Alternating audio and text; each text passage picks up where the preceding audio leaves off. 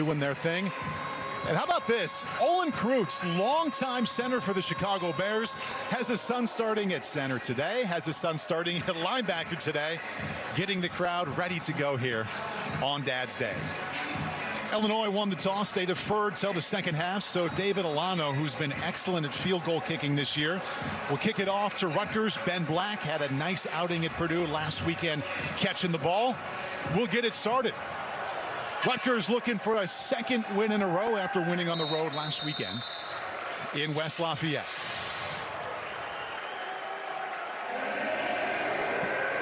Good story at quarterback for Rutgers. Ethan Kaliak-Manis is back in his home state of Illinois to make, as Jason pointed out, his 39th career start. And Jason coming off the best performance of his season last week in West Lafayette. Yeah, he is in complete command of this offense, Paul. He's played a lot of football here, very comfortable with his offensive coordinator, Kirk Shiraka, and a drop-back passer with a lot of weapons outside against a porous defense. It's going to be a lot of fireworks today. It comes into this day with more passing yards than any quarterback in the Big Ten. And goes right to work in the air, double pumps, and finds KJ Duff. He leads the Big Ten in receiving his first catch. Had 6 last week. So it's nice that KJ caught that pass. We want to talk about him right away. #1 in the Big Ten receiving yards, leaves all Power 4 conference receivers in that category. Up front, there is news, injury news for both sides here. Giwa gets his first start at tackle, and Tyler Needham moves over to the other side to start. We'll see how the edges hold up here for the Scarlet Knights. Kaliak-Manis, 2 passes in a row, too high that time to bring up third down. Kurt Neal was in right away on Kaliak-Manis. And this has been the real issue for Illinois, one of the worst third down defenses in the country.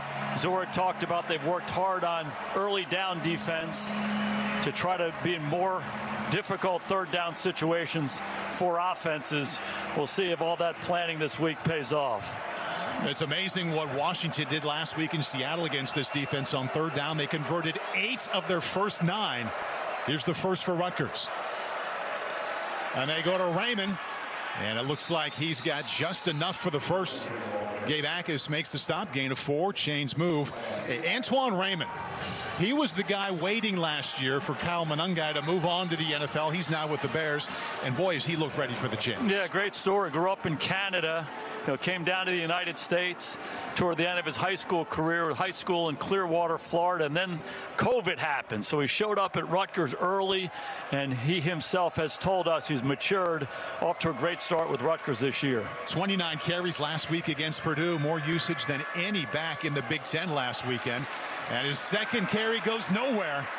Illinois front 7 ready for that one, no gain. And that's what Brett Bielema was talking about right there, the early down defense. If you play well on first and second down on defense and the offense is in longer third down distances, it's harder for them to make it. The issue with Illinois, though, is they're one of the worst third and long defenses in the country as well. So step by step. We sat down with Brett Bielema yesterday. There's his defensive coordinator, Aaron Henry. First thing Brett said, I'm just glad it's an early kickoff. A lot of anticipation and angst waiting for this one after the loss in Seattle. Second down 10. Kaliak-Manis sideline, strong hands catch there right at the 45. Ian Strong didn't play last week. They love having him back. He gets 8. Yeah, Strong has been the best receiver for Rutgers. He's been out of the lineup here the last couple weeks. It's just a stop route against man-to-man coverage outside. And one of the things that Kaliak-Manis loves about both Strong and Duff, they're big guys. Kaliak-Manis quarterback sneak, and that's the second third down conversion on this initial drive for the Scarlet Knights. Maybe a little too manageable there on that third down. But, Rutgers will do that. They'll jump on the ball and use a little tempo, put a lot of different kind of pressure on the defense. Jason, if you only watched the offense for Rutgers the last couple of months, you wouldn't know that Greg Schiano was in the midst of a 4-game losing streak because they pick up first downs, they move the ball, they score points. Yeah, they're really good. I love the balance, weapons outside. Kaliak-Manis running the show. They're like a machine. Right up the middle, and once again, Illini front 7 ready for that one. Pickup of 2. And even though this is an offense that leads with the pass, Jason, they did lead the Big Ten in rushing attempts last year. Antoine Raymond has more rushing attempts than any back this year.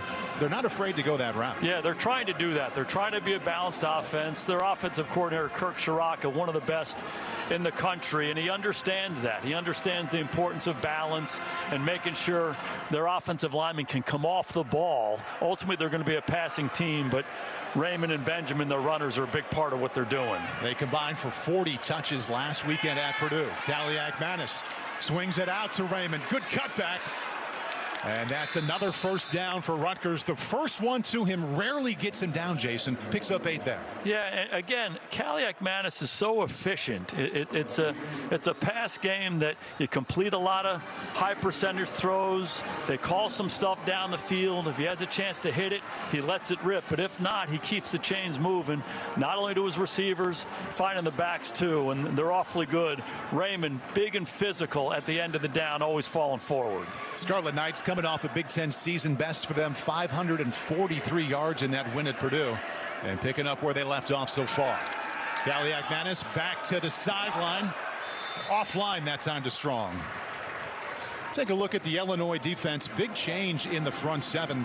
Captain at linebacker Dylan Rosiak dealing with a hamstring. He is out. So James Kreutz, brother of starting center Josh Kreutz, starts in his place. And in the back end for the second consecutive year here in Champaign, safety Matthew Bailey leads the Illini in tackles.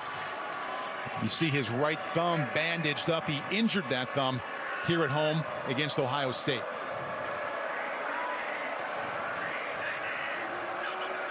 Second down 10. Kaliakmanis again misses high, and this time brings up third down and long. And this is exactly what you want to do typically on defense, is get them into third and long. But as we mentioned, Illinois really struggles in this area. Pretty obvious what they're trying to do. They're playing some man-to-man coverage. They're counting on Juice Clark to be able to guard some of the big receivers for Rutgers. Been pretty good so far. It's been sticky. Illinois loves to show pressure and either bring it or drop out in these situations. Let's take a peek and see what they do. You saw Illinois' defense, pass defense, last in the Big Ten so far. Kaliakmanis needs 10. Looking. 3 incompletions in a row will bring out the punt team. One at his tight end, Colin Weber. He sure did, and a good disguise by Illinois on defense. Trying to show Kaliakmanis one thing. They show him a too deep look, and then they adjust down. Kaliakmanis, there was good protection. He had some time in there, but as he worked his way through it, couldn't find his tight end. Good job getting off the field by Illinois. Well, accuracy has been on Kaliakmanis' side most of this year, but a little cold spell there brings out Anderson, and Hank Beatty standing on his own 10. Kaden Feagin at Iowa has been the only returner better than Beatty this season. They're going to let that play clock go down.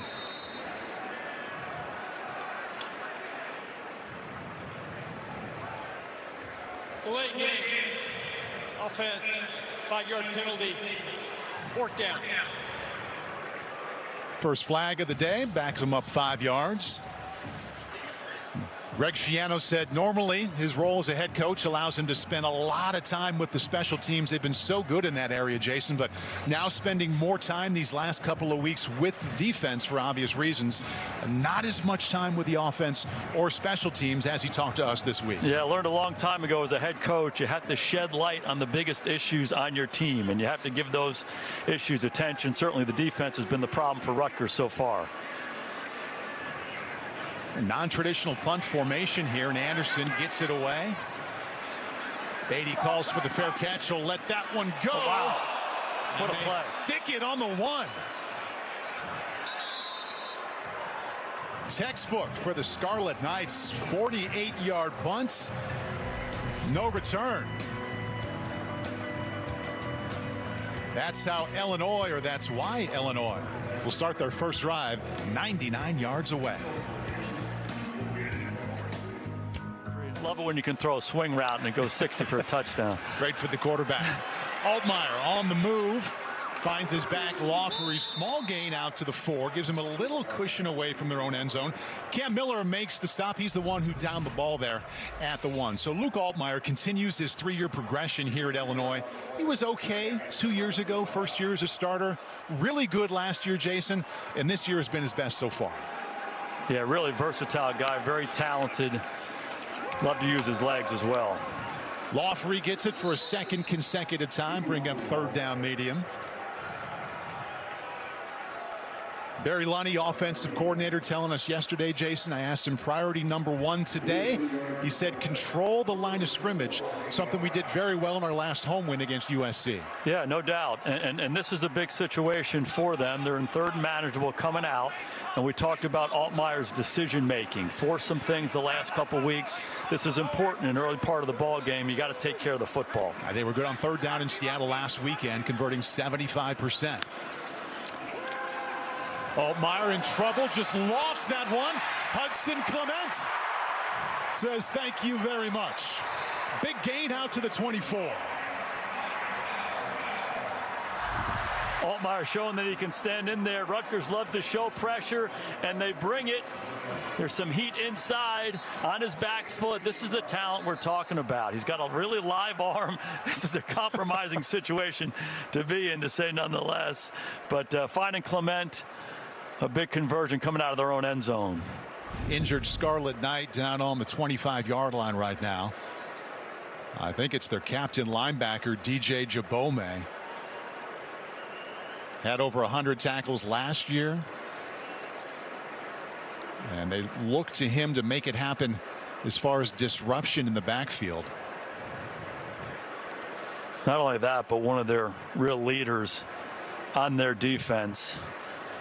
A guy that everybody else is looking to as this defense is struggling. Illinois knows all about him. He was all over the field last year in Piscataway. 7 tackles against the Illini.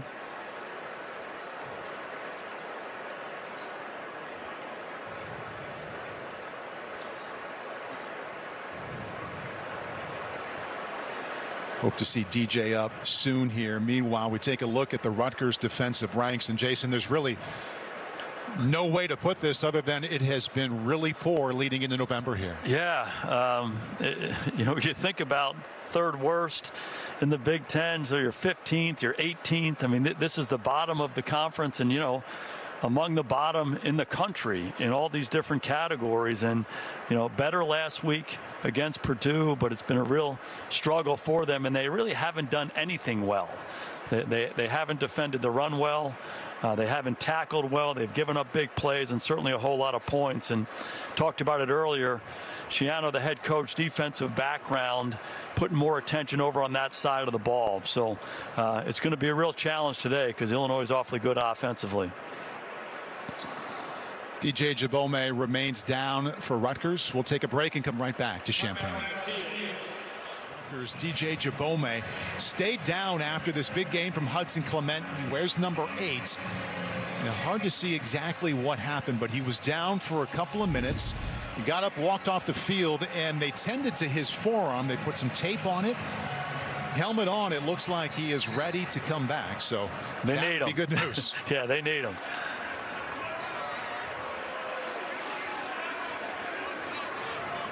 Altmyer to Clement got them out of the shadow of their own end zone. First possession of the afternoon here for Illinois. Lawfrey finds the edge, and he's got another first. That edge has been the issue for the Scarlet Knight defense, and he got 20. It sure has. Last week against Purdue, Mockabee went wild getting the ball to the edge, and it has not changed. Watch Lawfrey, the blocking on the perimeter. You just can't let a guy get to the edge that easily. That's when the explosive plays happen. 3 running backs play here for the Illini, but Lawfrey has gotten the most touches here the last couple of weeks. Now he'll try the right side, not as much, but still a good start there on first down. O'Neal makes the tackle after a gain of 6.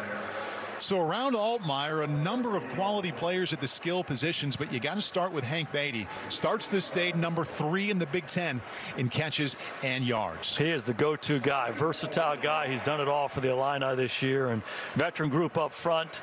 That guy Josh Kreutz, got good bloodlines. You saw his dad there. Dad looking pretty fit there, the former Bear, getting the crowd fired up here. And what a day for him. Kid starting at center and also at linebacker. I'm betting on those guys. Altmyer hands off to Lawfery again. And this time he doesn't make the edge, brought down by Bo Masco. Defensive coordinator Rob Smith said he's really high on how he's playing, but that's a gain of 5. You know, Paul, a lot of people talk about setting the edge. What does that mean? Well, the field's 53 1/3 yards wide, and you don't want to have to defend all of it.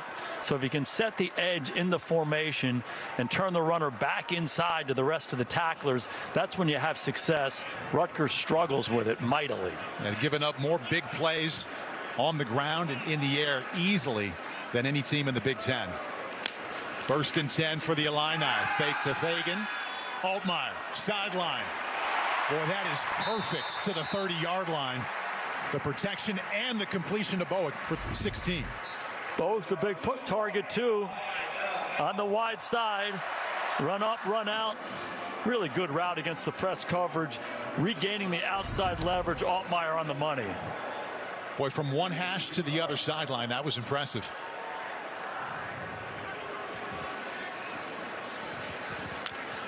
Feagin remains the tailback. Fake it to him. First touch for a tight end. And drilled out of bounds is Tanner Arkin. His sidekick Cole Rusk had some issues in practice this week, but was cleared to go. That's a gain of 2. We had a good visit with Barry Lundy, the offensive coordinator, talking about Luke Altmyer, and he said Altmyer wants it all. If we have 65 plays in the game, 45 to 50 of them, he's going to make some kind of decision on. You mentioned an RPO, run pass option. He's going to make the decision to give it or spit the ball out. Run pass checks. A lot of different decisions that he has to make. These guys are simpatico in how they want to run this offense. You followed up with him and said, is that a little too much decision making at times? For a guy making a start, number 32, throws it back, and this is well set up to Arkin. Nice little cutback, and that freed him up to get down inside the 20. Masco eventually made the stop, gain of 11. Using Altmyer's ability to move to his advantage, move him this way, get the defense going that way, and throw the screen back the other way. When your quarterback can run, has a big impact. Big veteran offensive lineman getting out in front.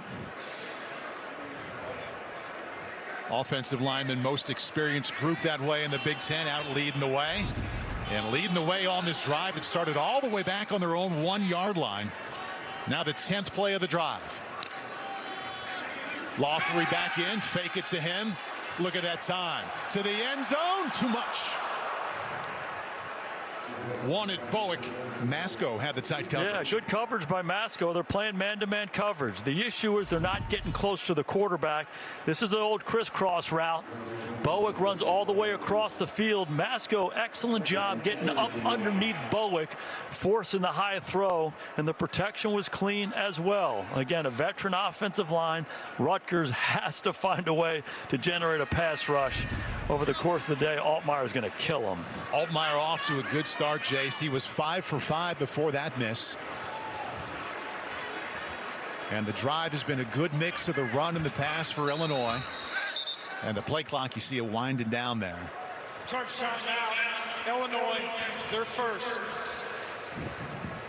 It's a 30-second timeout. Let's go back to the studio for a Wayfair game break.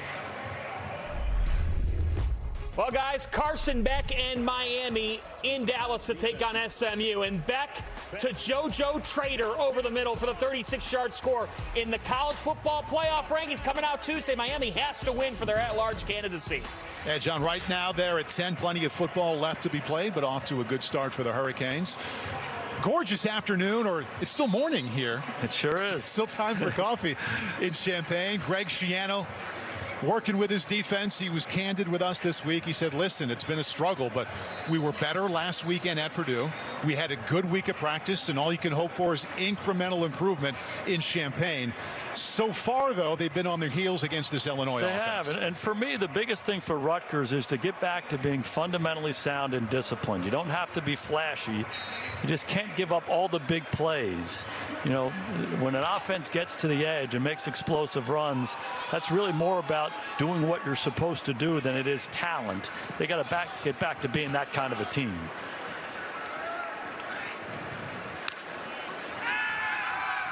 to the air. Finds his second receiver. Good catch there.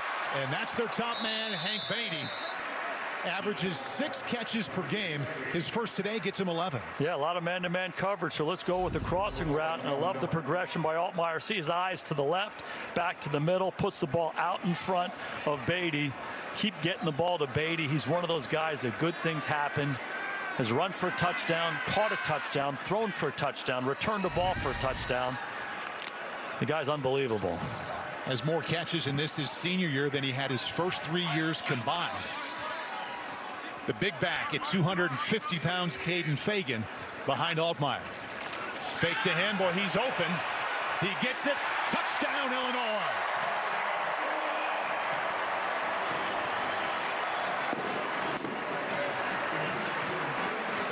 This is the very thing I was talking about.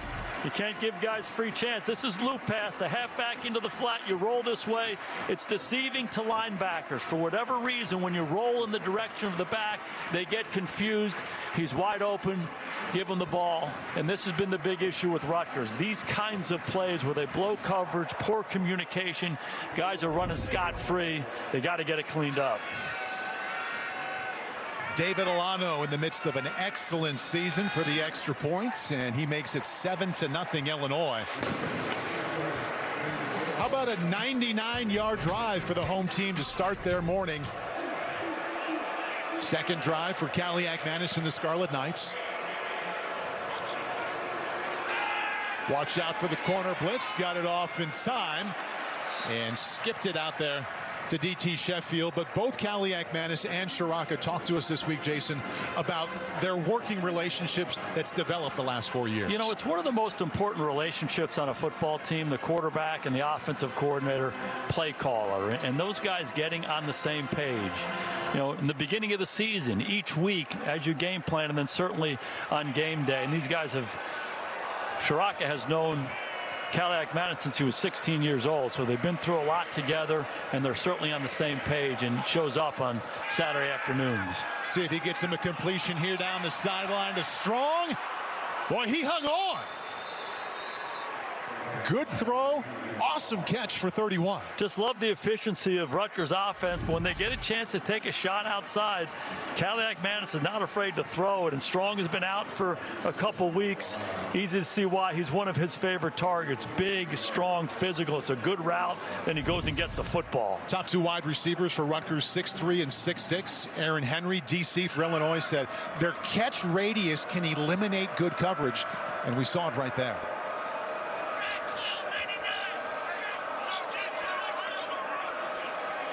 Second time Rutgers has been inside of Illinois territory. Jay-Sean Benjamin, little hesitation cost him there. And he got one.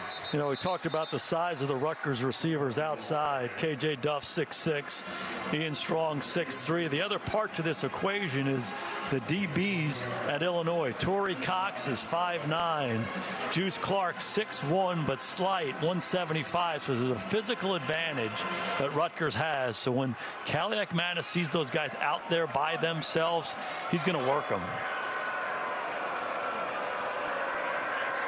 Got Duff to his left, Strong to his right here on second down. Well protected, checks it down to his tight end, Colin Weber. No Kenny Fletcher at tight end because of injury today. They get 5. Yeah, Brett Bielema told us the big thing for Illinois on defense was the disguise has to be a big part of what they do. On that last play, they showed a single high defense, one safety in the middle, and they rotated back to it 2 deep. Kaliakmanis, good job orchestrating it. Now we're into this third down situation. 3rd and 3 should be 4-down territory for Kaliakmanis. Don't be surprised if they run it here. Brett Bielema told us yesterday they get inside the 50. It's 4 down. Here on 3rd, diving effort there, and KJ Duff comes up with it. Excellent catch for the first. And that's what I love about Kaliakmanis. They load it up for the run. He goes to the pass. And again, using the size of these receivers, the coverage is good. The coverage is sticky.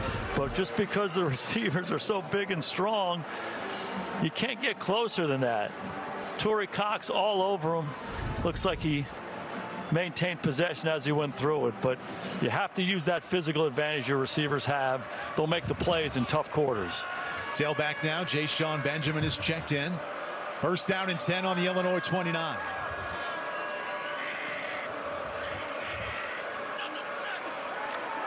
Four-man rush. Takes a shot up top. Got a man. In and out of his hands. Duff had a shot. Juice Clark with the coverage. Yeah, same story. Single high defense. He has Duff outside. Again, 6'6". He's just going to run a go route. Kaliak-Mattis is late with this ball. If he's earlier with the throw and gets the ball deeper into the end zone, Duff's going to make this play. Surprised he didn't get full extension to make that play anyway. Got a 5-inch advantage over Clark. Good job getting it out by Juice.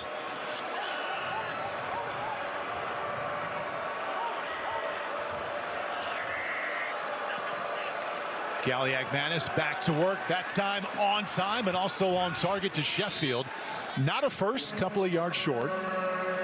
Sheffield gives them something that they don't have with Duff and Strong, and that is quickness and explosion from inside. He certainly does. You got the big targets outside that you're going to use both on underneath throws and when you want to throw it down the field. But then you got this shifty guy inside. Dynamic player, great change of direction. He just is elusive in there. Another target for Kaliak-Mattis. Third down was Illinois' biggest issue in Seattle last week, and Rutgers already has converted 3 out of 4. And not that time. Samuel Brown, a couple yards short, and we'll see what the Scarlet Knights do. Yeah, definitely 4-down territory for Schiano there. That's why they run it on third, and they're going to get back up on the ball here. It looks like it's a full 1 for them. It's the end of the quarter, so Schiano and Kaliak-Mattis are going to get a chance to talk about it. Yeah, plenty of time to talk about what they'll do on 4th down and a long 1. Highlight of that first quarter was Illinois' offense putting together a 99-yard drive led by Luke Altmyer and ending with a touchdown toss to Kaden Feagin. We'll hit the second quarter with Illinois up 7. Not all ones are the same. This is a long 1. I do think the run game is still viable, but it's a heavy box by Illinois. To pass, Kaliak-Mattis on the slant. Going down to get it. Yes, for the first down. KJ Duff gets 6. It's just a hard matchup outside. It's man-to-man coverage. Again, the coverage is good by Juice Clark. Love where Kaliak-Mattis located the football, put it on his back hip. Too hard for Clark to come through it. Boy, nice catch there. Kaliak-Mattis now had it knocked down. On the blitz, getting in there was James Kreutz. Starting today for the injured Rosiak. One thing that's pretty obvious is Illinois is coming after Kaliak-Mattis. Pressure there. This is Kreutz getting the start at linebacker today. Good awareness there, knocking the ball down. And we saw Olin. He was the guy getting the fans pumped up before the game. Their dad was something else. Oh, my gosh. What an amazing football player. So I know in their bloodlines, if any of that stuff passed down, Illinois fans pretty happy. Well, James had 12 tackles last year at Rutgers and just made that play. To the air again. Incomplete. Third down. They're contesting them. That was Heckel inside. Again, man-to-man coverage. They're saying, hey, we're going to come guard you. And we're going to see if you guys can get away from us. I know there's some physical mismatches outside, but we're going to be sticky. I like the approach by Illinois. Again, another third down. And the reminder again is you love to get guys into 3rd and 10, but this is where Illinois has been at their worst. It'll be interesting to see what they do here. I bet they show pressure and drop out of it. Aaron Henry, defensive coordinator, told us yesterday he wished he would have blitzed Damon Williams more last week on 3rd down. See if they come after him here. 3rd and 10. They only bring 4 with time. Completes. Got just inside the 10-yard line. Kreutz once again there to make the play. Gain of 6 and another 4th down. Like the call by Henry, the defensive coordinator of Illinois. You show pressure. You've played a lot of man-to-man coverage. They've seen it a lot in the down. So you show it, you drop out, and you're forced to check down. A good decision by Kaliak-Mattis. But now this Illinois defense off the field. It's a big stop for them. Rutgers kicker Jay Patel, big at the end of the game against Purdue, hit a pair of field goals inside the final 2 minutes. One to tie, then a 30-yarder as the final seconds ticked off to win. This from 26 to get Rutgers on the board.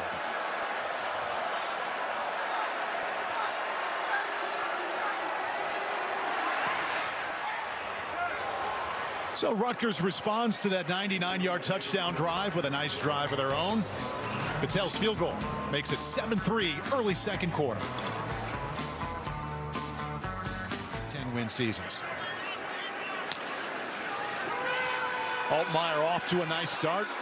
Plenty of time, flips it out wide. Feagin had the touchdown and this time gets 8. So it's been following up the really good seasons that's been difficult here in Illinois, going all the way back to the early 1900s. They get 10 wins, but they've never come back with another double-digit win season. And that's still out there for the taking for Brett Bielema's group.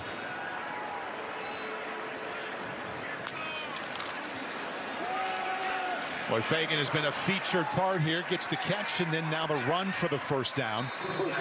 He picks up 6. Make no mistake about it here, Paul. Brett Bielema has done a fantastic job here. A little disappointing right now for them. The expectations were higher. They were number 9 in the country earlier on in the season. Dropped down after a couple losses, but he's done a fantastic job reestablishing this program. Fake it to Feagin this time. Pressure in his face. Escapes, throws to the sideline, and that's incomplete. Thinking about Brett Bielema and the expectations and what's coming up here in Illinois, let's go down to Zora. Well, Paul, in all the Illinois team meetings this week, the message was the same. Losing is unacceptable. Coach Bielema said it took forever to change the mindset and culture around here, so he really stressed how important it is. He said he didn't want anyone to feel settled losing 2 in a row. He said that to us a bunch there. Zora really stressed that theme in the meeting with the Leadership Council right when they got back from Seattle. It's not okay to lose 2 in a row, and that's what they're facing here. Second down and 10. Altmyer against the blitz goes down. Eric O'Neal leads the Scarlet Knights in tackles for loss. Loss of 7 there. Yeah, love Eric O'Neal. Just one of these tough guys up front. You see him on the edge on your left-hand side, just coming back up inside. Poor job handling the twist by Illinois. Veteran offensive line. You can't let the free guy come down the pipe. Altmyer usually pretty good at escaping. No chance there. I know Barry Lunny, the offensive coordinator, likes Luke Altmyer a lot, but 3rd and 17, you've called plays before. Not a lot on that call sheet. Pretty short list. Got to get out just beyond the 50-yard line. Altmyer steps up, keeps it himself, and he'll get there. Brett Bielema said yesterday if he can get a couple first downs with his feet, we love it. It's an age-old issue in these situations. If you play man-to-man coverage and the quarterback breaks the line of scrimmage, all the defenders are running with cover guys. You get a guy like Altmyer a chance to use his feet in a 3rd and extra long situation. Oftentimes you want to play zone when you have eyeballs on the quarterback and you can rally and tackle. Rutgers plays man and they get burned. It's got to feel extra good on that Illinois sideline. Remember, Damon Williams got him on 3rd and 18 last week for a run like that. Altmyer got 25. Valentine tries the edge. Flag comes out. 2 flags fly. DJ Jabome back in after missing a little bit of a time with an injury earlier. And we'll check in on that flag. Holding. Offense, number 75. 10-yard penalty, first down. It's against right guard Brandon Henderson. Illinois loves to pull offensive linemen, so they pulled the guard, they pulled the backside tight end, and what kills you on those plays is when you get penetration. Good job penetrating by the Rutgers defensive front. Henderson gets compromised, and he tackles him. A little bit more about that main theme inside the Illinois building of, okay, college football playoff, not going to happen. Let's come back and get after it in November. Yeah, Luke Altmyer talked to us about it. He said, hey, it's not easy. We expected to be there, but we know what it felt like in this community to win 10 games last year. And if we could do that again for this program, that's a pretty good incentive here for this month, and they've latched onto that. Altmyer steps up, just got that one away. Pass rush getting to Altmyer on this drive. Zaire Angoy was in that time. Yeah, good pressure by that Rutgers defensive front, and that's certainly going to help you on the back end. Just a lot of people around. You see him right here, middle of your screen, just pushing the pocket. O'Neal on the side, collapsing it, giving Angoy a chance to pressure Luke. Altmyer didn't feel much pressure at all, Jason, on that 99-yard drive, but it hasn't been the case here. Quickly out of his hands, batted in the air, and picked off. Rutgers with the deflection by O'Neal, and the interception by Farrell Nago. There's that guy again, Eric O'Neal. This guy's all over the place. Run game and pass game. Gets the hands up on the quick screen. Nago finishes it off. It's exactly what the Scarlet Knights needed. The guy who jumps off the tape is this guy right here, Eric O'Neal. A great series last time. Comes down the middle and sacks Altmyer. Putting the Illini behind the chains. They go quick screen. There he is one more time, knocking the ball up in the air, and Nago gets the big interception. This guy's been a leader for them. He plays the right way. Good run defender, showing up in the pass game. All-American last year at James Madison. Stepping up here big time in Champaign. 1st and 10 on the Illinois 46. Jay-Sean Benjamin. The backup to Antoine Raymond picks up 3 on 1st down. Yeah, a lot of conversation about the receivers at Rutgers, and rightfully so, but they got good runners. We saw Raymond earlier, and when they bring this guy in, Jay-Sean Benjamin, he gives them a spark. Both these guys natural runners and physical at the end of the down. You can see why Shiraka likes to try to maintain balance. These guys can make some plays. And Jason, let's see if they get back to a little more balance right now for Greg Schiano, because Kaliakmanis has thrown it 17 times. Backs have only carried it 5.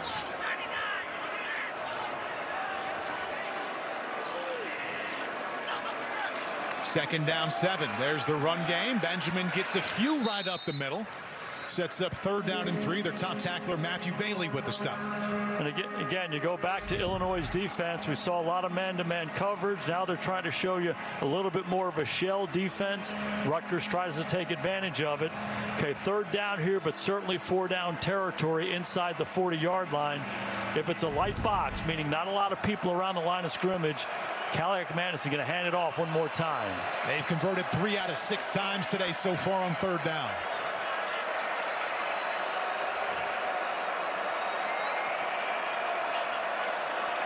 Here comes the blitz. They run right into it, and Matthew Bailey is there. Came in from about 10 yards out and threw him for a loss of 1. And this is the disguise that Aaron Henry, the defensive coordinator, says. They're showing you a shell. He comes down late, and he makes the play in the running game. Kaliakmanis had already gotten to the run. Bailey's the free hitter. Now you got a 4th and 4 in this situation. Typically when you run it on 3rd down, you anticipate getting closer, not a tackle for loss. Certainly a pass situation here. I would anticipate pressure and man-to-man coverage from Illinois. Last week at Purdue and earlier today, they converted here with a quick slant. There he is. Steps up. 1st down. Excellent job there by Kaliakmanis to find Duff. I thought pressure and man-to-man coverage. They showed it and played zone. Kaliakmanis climbs up in the pocket, keeps his eyes down the field. Look at him work through his progression, delivers a strike, converting on 4th down. Look at these eyes. Starts left, middle, climb, gives him a good ball, keeps the drive rolling. Excellent job. Get a quarterback in his 39th start. You expect that kind of patience there on a critical down. Really good pocket presence there. Rutgers trying to take advantage of the turnover. They intercepted Luke Altmyer to end the last drive. Up the middle. Good hole for Benjamin. Up to the 26. Scott makes the tackle. Both these teams veteran offensive lines. 5 seniors on this offensive line for Rutgers, knocking them back in the run game. Well, they come right back to it. Benjamin, not as much room that time, but Just enough for another first down, and all of a sudden this Rutgers offense starting to click along. Yeah, we touched on it earlier when Rutgers was on defense. I mean, both teams moving the ball, so it's going to come down to, hey, can you create a takeaway like Rutgers just did? Can you get off the field on third down? Can you force them to kick a field goal? The offense has been effective, both running it and throwing it. Comes down to that dreaded situational football that makes a difference every week. And they're comfortable in this spot. Jason down by 10 a couple of different times at Purdue last weekend. Came from behind to win in the fourth quarter.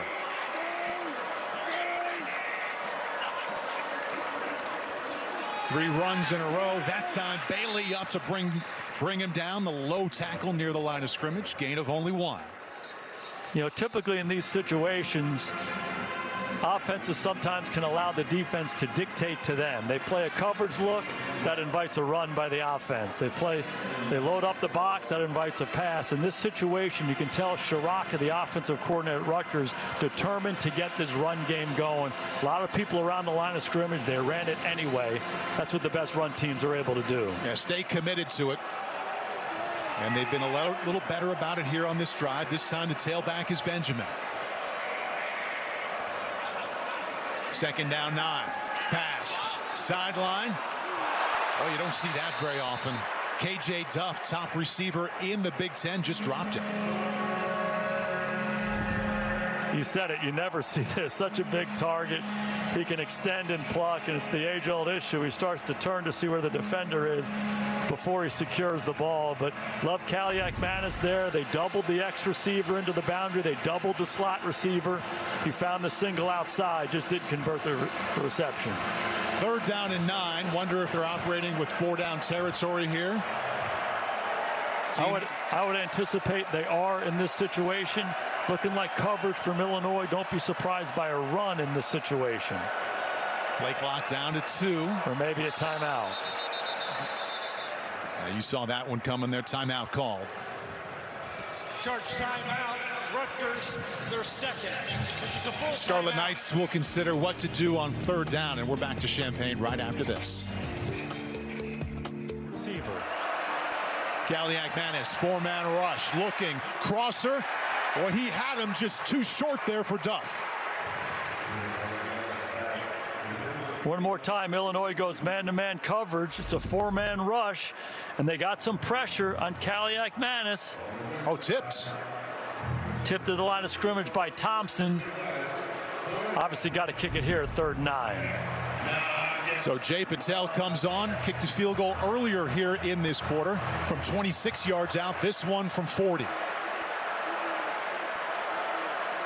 Just 1 for 3 this year in the range from 40 to 49.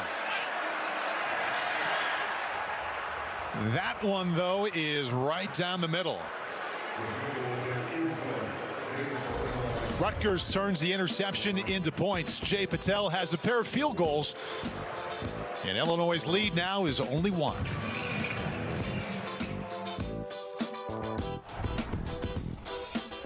Maybe the longest, hardest week I've had as a football coach. Aiden Lawfery stood up by that Rutgers defense for no gain. And he's only been coaching for 37 years. Yeah, he is all in. Obviously done an amazing job at Rutgers. Second stint there. And, you know, when you lose for a month, it can be challenging. And it was a nail-biter. They figured it out at the end, and those emotions came pouring out. Only Illinois' 3rd possession of this game. Floats one to the sideline. Late flag comes in.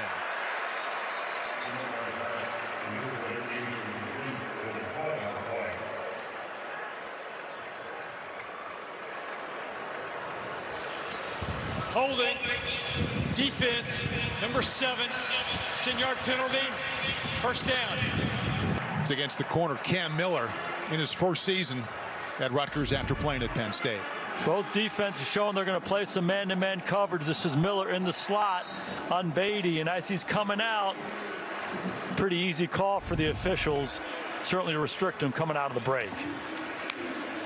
Altmyer keeps it himself, had big success earlier, and there he goes. Luke Altmyer.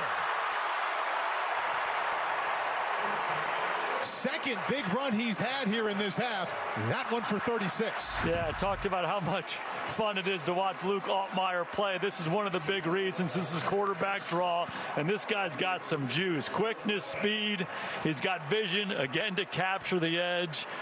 And that becomes part of Illinois' offense. They're hard to stop. Longest play for both teams so far. Aiden Lawfrey up to the 25-yard line.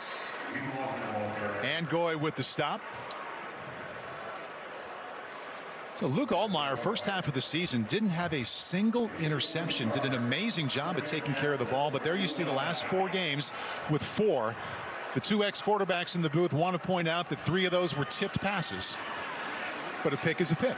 It sure is. Off the play action. Well, that's a nice pocket to the end zone. Knocked down by Cam Miller.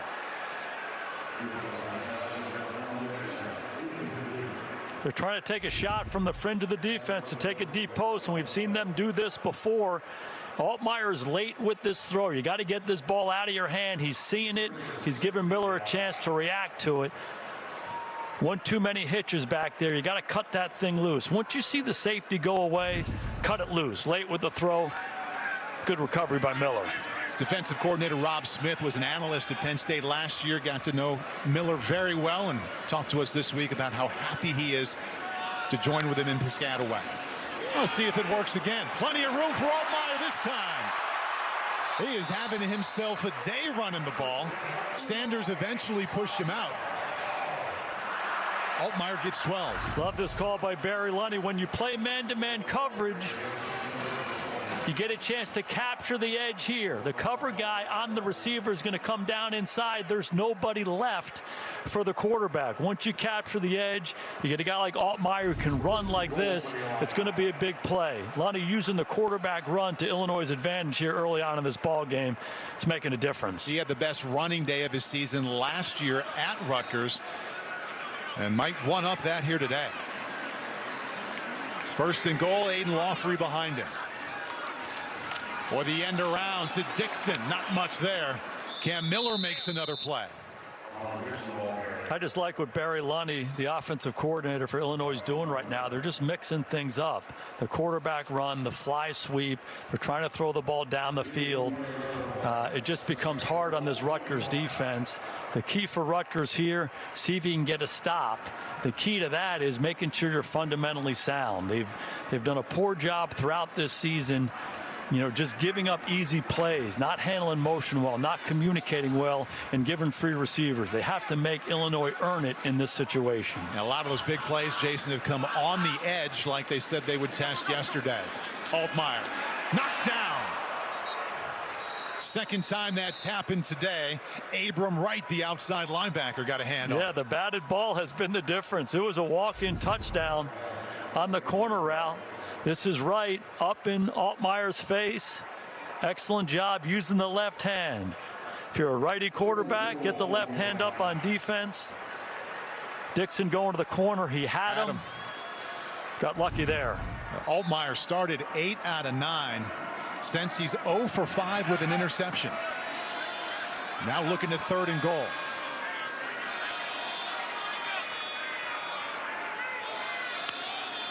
To pass. Here comes a blitz. Swings it out. Beatty. Good tackle there at the 4-yard line. Kaj Sanders, the safety. Now it's decision time. Excellent play. Man-to-man with pressure. Spit it out. Sanders makes the tackle. I think this is going to be 4-down territory for Brett Bielema. They get it to the 3-yard line. I came into the game thinking that both sides were going to be going for it a lot on 4th downs. A lower scoring game than we've anticipated. Bielema still wants to cash it in.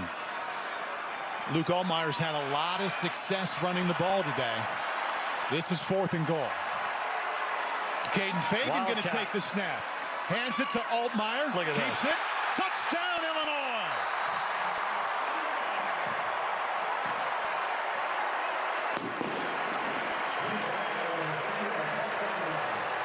What a call by Barry Lunny. They jump into the Wildcat. They shift to it. Feagin hands it back to Altmyer.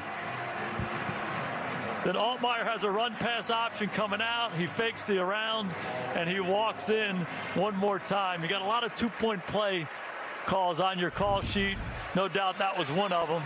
Illinois cashing it in. I think Andy Reid might like that play. Oh, yeah, it's going in. Trust me. Might see that one. You'll see it against Buffalo tomorrow. Altmyer, 5 rushes, 72 yards, and a touchdown today. Let's go back to the studio for a Wayfair game break. Well, Paul and Coach, elsewhere in the Big Ten, back to Columbus, #1 Ohio State. How would they respond from the Penn State touchdown? Julian saying to Carnell Tate, man, has this guy helped his stock? He's in. Buckeyes up 10, 2 minutes to go in the first half.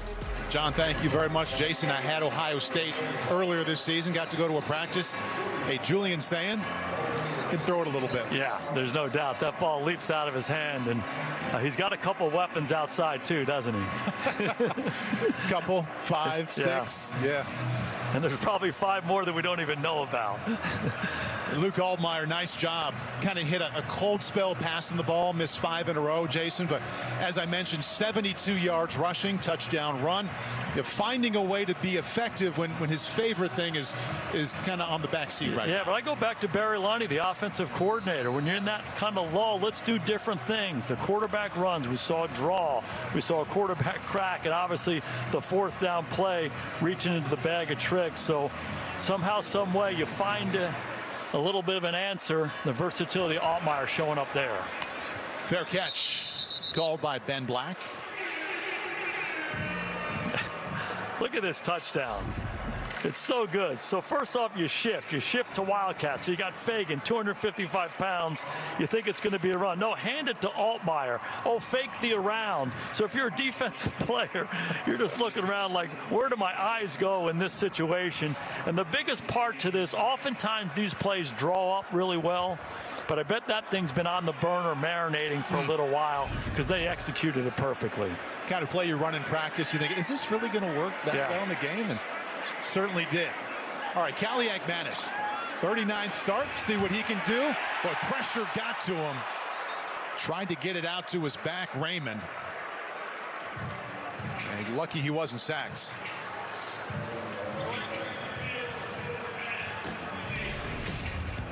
Two-minute timeout is here. Rutgers has 2 timeouts left. There's the pressure from the backside. We're nearing halftime in Champaign. Line presented by T-Mobile. 1:58 left, 2 timeouts left for Rutgers. Jason, they're down 6. You got a quarterback in his 39th start. You let him go? Absolutely, you let him go. This is a lifetime here for them. Take your time, run your most effective plays. Gets rid of it quickly. There's Duff, his top receiver, out to the 35, just enough for a first. Yeah, Greg Schiano didn't come out here to Champaign-Urbana to lay up here. So in this situation, you got to try to take advantage of it. And again, it's a mix of plays. You can still run it. You got a lifetime. Back to the pass. Quickly out of his hands again. That time he missed. Been an issue missing high so far. Too much for Strong to bring up second down. We've certainly seen some variety in coverage by Illinois, and really what they're trying to do is they play single high man-to-man coverage or single high zone, and then they just want to mix it. Okay, they don't want to do too many things, but they just want to do the opposite thing. And a couple times in this first half, Kaliak Manis hasn't seen it till late. It's got him out of rhythm. Yeah, he's dropped below 50% for the afternoon. 11 out of 23. Now here comes a blitz, and they got there.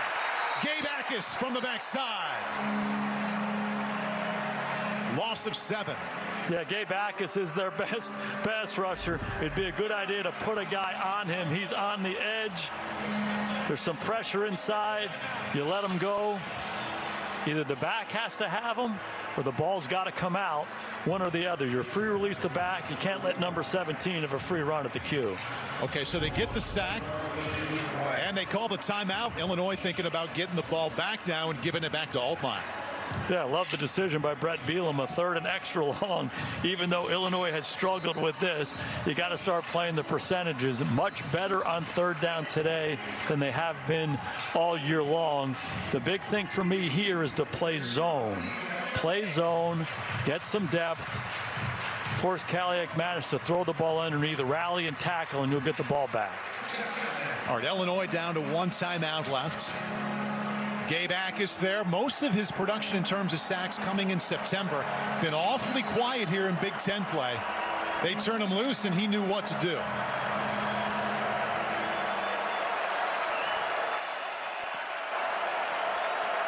Third down, Rutgers needs 17. Galiak-Manis drives it.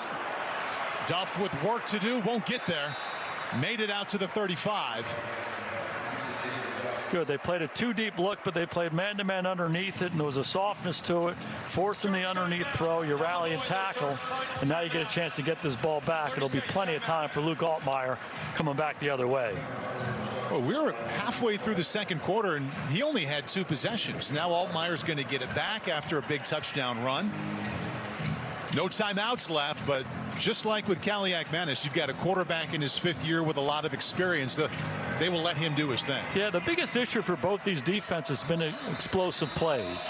So there haven't been great defensive performances so far, but the reason they've kept the score down is they haven't given up those huge plays that both have been guilty of the last few weeks. When you force the offense to drive it, hey, maybe they have longer drives. Maybe they cash it in at the end, but you limit their opportunities. Good job by both Illinois and Rutgers in those categories, and now Altmyer's going to get one more chance. See if Hank Beatty gets a chance here. One of the best punt return men in the Big Ten. Standing on his own 18. Blocked it. Oh, he got it off low. They forced a low line drive to the left. Anderson was lucky that wasn't blocked. Looks like one of my drives, low and left. There's a free guy right there coming down the pipe.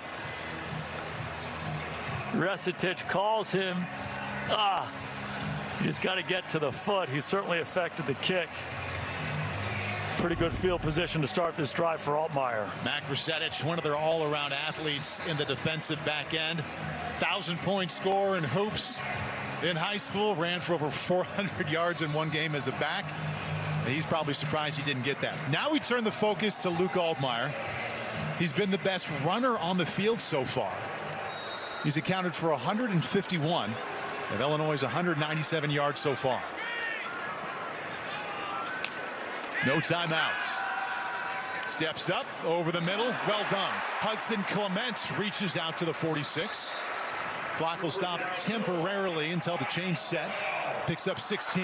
Really good feel in the pocket, climbing up in there, attracting the linebacker and throwing the in-cut in behind him.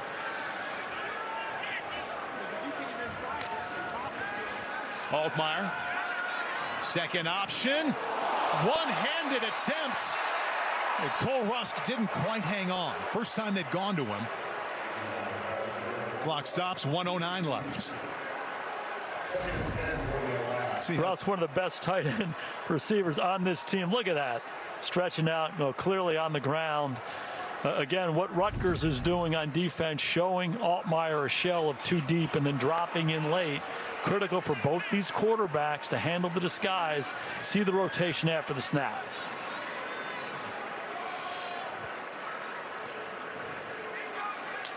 Altmyer 10 out of 17 quickly. Dixon picks up a block.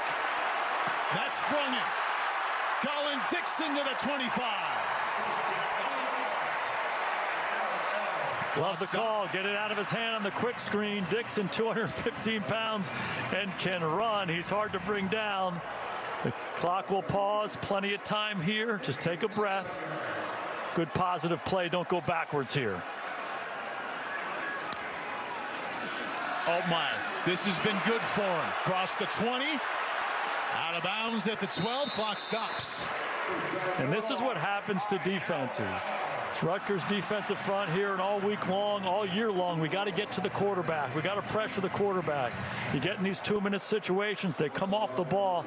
The rush lane integrity has not been good. Altmyer taking advantage of it. Rutgers, their second, the 36th timeout. Timeout called by Rutgers. Yeah, this is the quick screen to Dixon. Big, strong guy, 215 pounds. He gets a block, and he's just going to run through these arm tackles. Look at this, the stiff arm. You kidding me? And then you come right back. Quarterback draw one more time. When you see those white shirts up the field, you're creating lanes and seams. This guy's got quickness and speed. Excellent feel for running these plays. It's really been the difference. If you think about it in the second quarter, the quarterback draw, the quarterback crack down in the red zone, it's really given this Illini offense a lift. Altmyer was the leading rusher at Washington last week for Illinois. Not a stat that they wanted. However, today, he's easily the leading rusher, 6 carries for 85 yards. It's been an awesome part of their offense so far. Well, he's their best player on offense. And so getting the ball in his hands, letting him do a lot of different things. And I like what you said earlier. You know, Lunny's saying, hey, he's 0 for 5, 0 for 6. He's missed a few throws. Let's get him going a different way. The adjustment has been big time for them. They're thinking touchdown if it comes to a field goal. Milano's made 12 consecutive. Altmyer, blitz coming. Off the back foot, incomplete to Dixon. Clock stops at 44 seconds left. 2nd and 10.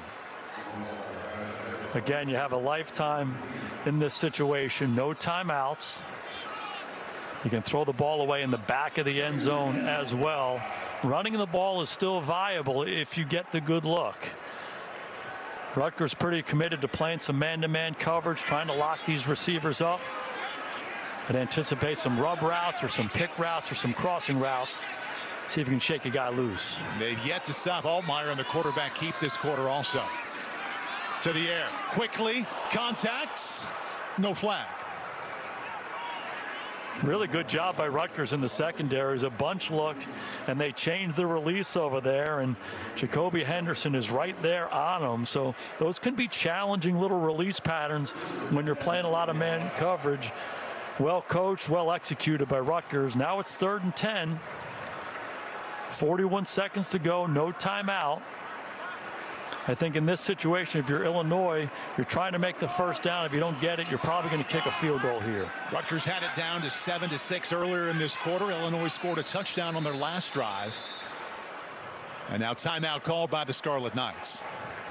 Church timeout, Rutgers, their 3rd and final timeout. Altmyer's ability to run the football, particularly in the second half, has been the difference for them. And it's been scrambles, climb in the pocket. It's also been design runs, quarterback draw. Common theme is Rutgers defensive linemen getting up the field, not having gap integrity. This is the 4th down play. They shift to the Wildcat. Feagin hands it to Altmyer. And the guy just has a good feel. And sometimes when you pull back and you evaluate a player, particularly a quarterback, you say, how many plays does he make? Does he make plays with his arm? Does he make plays with his feet? That's what the best guys do. Kansas City playing Buffalo this weekend. How about those two guys? Josh Allen, Patrick Mahomes. What do? They make a ton of plays. That's what this guy's doing today. And no, I'm not comparing Altmyer to Josh Allen and to Patrick Mahomes. Good qualifier. He's been hitting them where it hurts on the edge. We mentioned that Rutgers defense came into this game, Jason, last in the Big Ten, giving up big running plays of 10 yards or more. Altmyer averaging 15 yards per carry so far.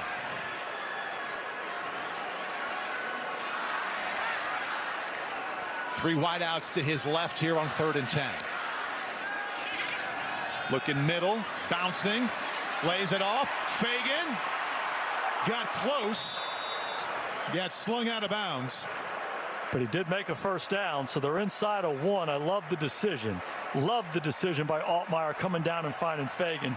255 pounds, plucking the ball like that. 33 seconds to go. They're inside the 1. They have no timeouts. Running the ball is viable here, but you better love the run because the logistics of it afterwards, you're going to have to be quick. You'd probably have to have a second play called to get right back up there. No doubt. No doubt. And I think run-pass option is big. If they're really loaded up, you can spit the ball out and throw it. Got the 250-pound back behind him in Kaden Feagin, already with 1 touchdown today. Altmyer. Got him. End zone. Wow, is Hank Beatty open. Touchdown, Illinois.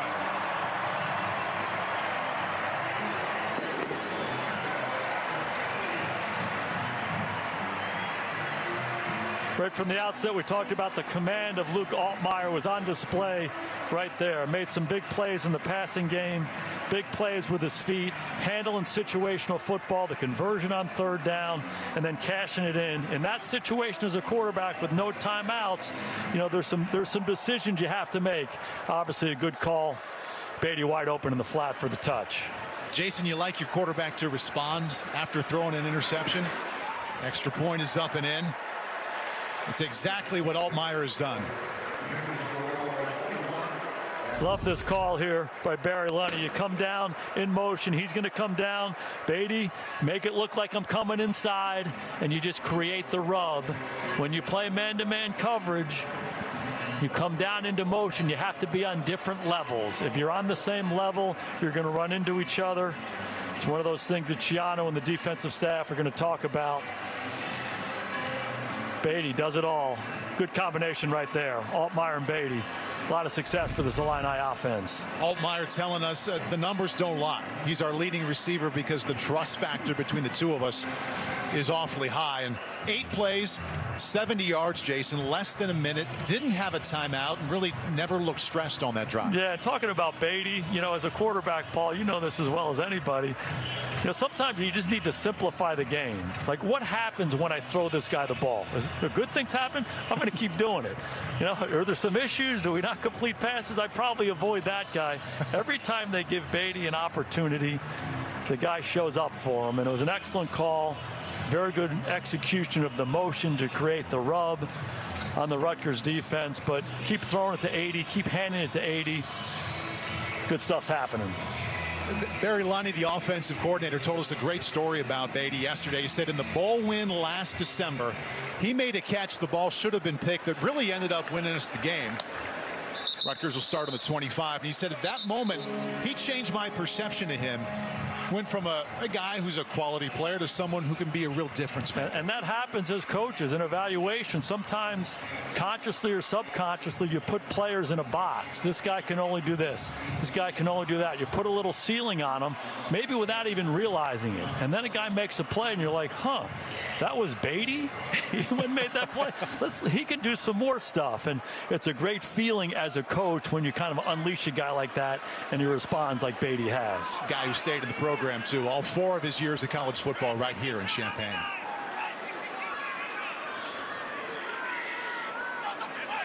The Kaliak-Manis, no timeouts left.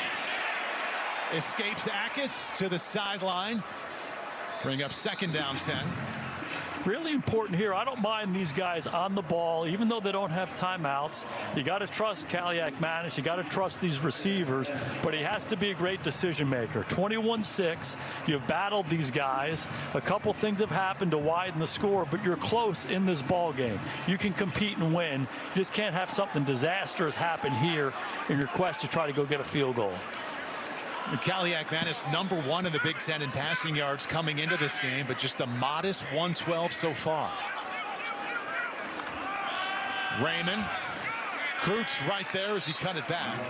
Getting the start as Dylan Rosiak is out today. Kept it to a gain of 2. They're going to let this one go to the half now, and if you're Brett Bielema, you got to feel awfully good about how your defense has played. It's been a struggle for these guys, and to quiet Kaliak-Manis in this passing game down a little bit as we see the injury. Looks like it's Felter, the left guard, is down. It's into the first half.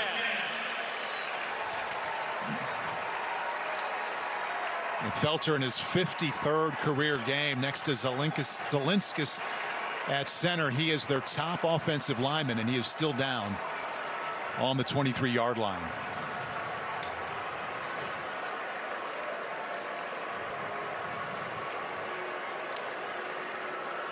Felter, senior from Westfield, New Jersey. Rutgers had it down to 7-6, but a couple of late touchdowns in the second quarter for Illinois have them up 21-6. Brett Bielema with Zora. Coach, what do you think of the way your quarterback is using his legs? Yeah, he's been a good player with the legs. Thought this game could expose that a little bit more, but super excited. Obviously, got to take advantage of our second half. We got a chance to double dip, be able to do what we do. What's your assessment of the third down defense? I know that was an emphasis. Well, we let them off on the 3rd and 3 over here. Just got to pay attention to they're going to break on the out routes, 90 sticks. We knew it. We got to be all over it, execute. Thanks, Coach. Yep. Brett Bielema and the Illini with a strong finish to the second quarter. His quarterback, Luke Altmyer, has played a part in all 3 of their touchdowns. It's halftime in Champaign. Illinois leads 21-6. And they focus on the point, baby. They had a tough time slowing down the Illinois offense at the end of that second quarter. Aiden Lawfrey gets the first carry. Rutgers good on the edge there. Yeah, the biggest issue with Rutgers on defense, they've played well at different times, but then they have these big miscues down on the goal line here, guys running into each other, and it's making it just too easy on Altmyer. These guys are wide open, and when you play man-to-man coverage and they come down in a bunch, you got to somehow get on different levels. If you're on the same levels, you're going to run into each other, and it happened on both of those plays, making it too easy on Altmyer. So they got to get that cleaned up. There's been some improvement on defense. Just too many gimmies. Injured Scarlet Knight is the cornerback Jacoby Henderson. And take a look at what happened here on the first play from scrimmage of this third quarter. Well, been a big emphasis on setting the edge and corners tackling. Henderson getting down in there, buries the shoulder. Don't want to speculate. Looks like he's up and walking around. Up and walking off under his own power. That's good to see. And now we'll see if this Rutgers defense can be more like it was in the second half against Purdue last week than it was at the end of the first half here against Illinois, where Luke Altmyer, a little bit with his arm and a whole lot with his legs, really had his way, leading Illinois to a couple of touchdowns in that second quarter. But believe it or not, Paul, it's been an improvement for this Rutgers defense. They've just had a few of these moments. They're forcing Illinois to drive the ball, which they have to do. They haven't given up the big, long explosive plays in the passing game. They just got to make sure in some of these situations, particularly down in the red zone, that they're on the same page. They don't give Altmyer too many easy ones. First pass of this third quarter, right on the money to his favorite target. There goes Hank Beatty. Had a touchdown late in the second quarter, now has Illinois inside of Rutgers territory. Yeah, I spoke too fast there. Beatty in motion, just comes out and runs a hitch route. And this guy's so good with the ball in his hands, breaking the tackle of Sanders. That is one of those explosive plays that Illinois thrives on.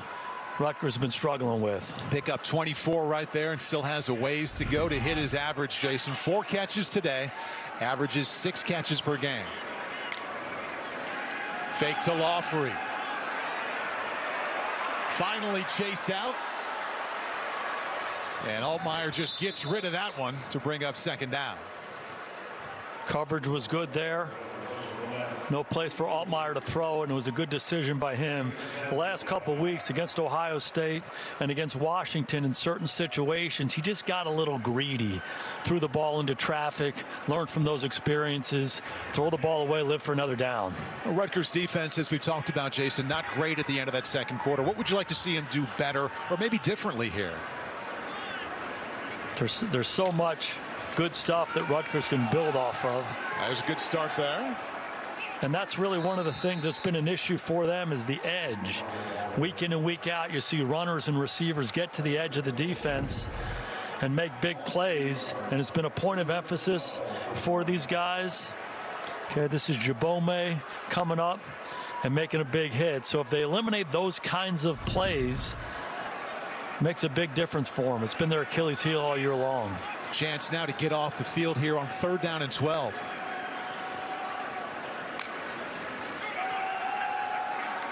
Altmyer, clean pocket, and a shot across the middle to Bowick. First down, Illinois. Again, man-to-man coverage by Rutgers in a 3rd and 12 situation. Bowick is a big target, just running an in-cut, and this is not easy on Sanders in coverage. And some of those longer down and distance situations, playing some zone, forcing him to throw underneath might be the answer. Picked up 17. Feagin comes back on 1st down and picks up 5. I would imagine these Illinois running backs want to do something about the fact that their quarterback had a lot more rushing yards than they did in that first half. Yeah, and Altmyer awfully good both on scrambles and on quarterback draws, but there's no doubt the runners want to get involved as well. Feagin, 255 pounds, can be a real presence in the middle of the defense. Just keep hammering them. Yeah, they rotate in Feagin, Valentine, Lawfrey. See multiple backs around Altmyer on this play. First time we've seen that formation. And Lawfrey makes it inside the 25-yard line, brings up 3rd and short. Yeah, and here's one of those 3rd downs where Rutgers really needs to step up. It's a 4-down territory for Bielema here on the 25-yard line. It's a full 2 yards. I would anticipate him running it here to set up a 4th and short if they don't convert. For Rutgers, you know, playing some man-to-man coverage, loading up the box, and really challenging this Illini offense, critical in this situation. You can't let them go down and get another score coming out of half. Illinois was good on 3rd down in Seattle last weekend, and even better today. Converted 5 out of 6 times. End around. This is going to be short of the 20, but enough for another pickup on 3rd down. Some extracurriculars there in the backfield. Going on the field's forward progress. Yeah, I like this call by Barry Lonnie, the offensive coordinator. Beatty, good things happen. They go fly sweep and just kind of get him out on the edge. They know Rutgers has struggled with perimeter runs. Just give him a chance in that situation. Rutgers loaded up inside. Let's get the ball outside to one of our best players. High school quarterback, and a very good one, was Hank Beatty back in the day. Has thrown a touchdown pass this year. 1st and 10 from the 20. Altmyer to the end zone.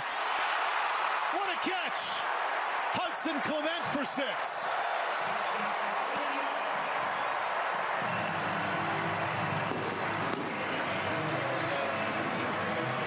They've been waiting for this from Hudson Clement. This is the end of the play here. It's the inside fade. Does he secure it? I think that's a catch. Excellent concentration at the end of the down. I don't think there's evidence that that ball hit the ground, stayed with it. What a big-time throw and catch. Luke Altmyer telling us during the week that the ball just hasn't found number 13 often enough yet, but that's going to change this month. And yes, that is a touchdown. Barry Lonnie told us after our conversation with Luke, he said this guy is on the verge of being a big part of this offense. And what a catch that was.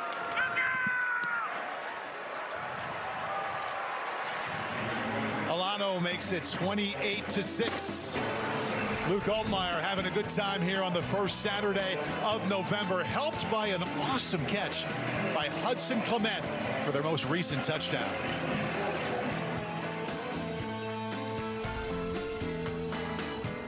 Yeah, let's go back to the touchdown here. Altmyer, all he's doing is looking at this guy right here, single high safety. If he's here or here, he's going to work this matchup in here to Clement. Clement, the big transfer from West Virginia, no safety help. Run up, run out. Love how he keeps the safety in the middle of the field. His eyes go over there. He knows what he has, cuts the ball loose. Excellent job tracking the ball by Clement. Heck of a throw and catch. A big gap right now as we arrive in November between Hank Beatty and the production of the rest of the wide receivers. Big month from Clement would go a long way for Barry Lonnie. Down 28-6. Galiak-Manis had plenty of time, couldn't find anybody open. Tight coverage there from Torrey Cox. You know, you ask what the adjustments Illinois has made on defense, and I think the biggest thing is a real emphasis on disguising coverage. Galiak-Manis a little bit hesitant there, kind of working through his progression, not sure what he's getting. Credit to Aaron Henry, the defensive coordinator, showing this veteran quarterback a lot of different looks. Left guard Brian Felcher was injured at the end of the second quarter, but he is back in there now. Good catch there at the 30-yard line by Ian Strong. picks up 5, makes third down a little more manageable. Yeah, 3rd and 5 situation. Illinois showing a lot of different things on third down. They've been pretty effective for the first part of this ball game. Again, I would anticipate man-to-man coverage, trying to lock up these outside receivers. In this situation, sometimes you get caught up in making 3rd and 5. If he gets press coverage on one of these big guys without any help, not a bad opportunity to take a shot down the field. Being better on third down was priority number 1 for Illinois this week. Rutgers just 3 out of 9 so far. 4-man rush. Kaliak-Manis goes down. Gabe Akis was in there again. Angelo McCullum joined him. Yeah, the rush showing up here is Akis. Just working on the tackle one more time. The best rushers accelerate to the quarterback. He gets big and then he gets low and bends. You talk about the importance of bending. Akis has it. McCollum finishing him up. Injured Scarlett Knight down on the 25-yard line. Issues at offensive tackle continue for Rutgers. Mo Giwa, number 74, is the Scarlet Knight you see there in the middle of the screen. He's the one. Took some time getting up. He did walk off. Now he's starting for the very first time of his career on the left side because Taj White, the usual right tackle, got hurt late last week at Purdue. So Tyler Needham went from left to right. So a lot of shuffling already at tackle, and we'll see if Giwa can make it back in.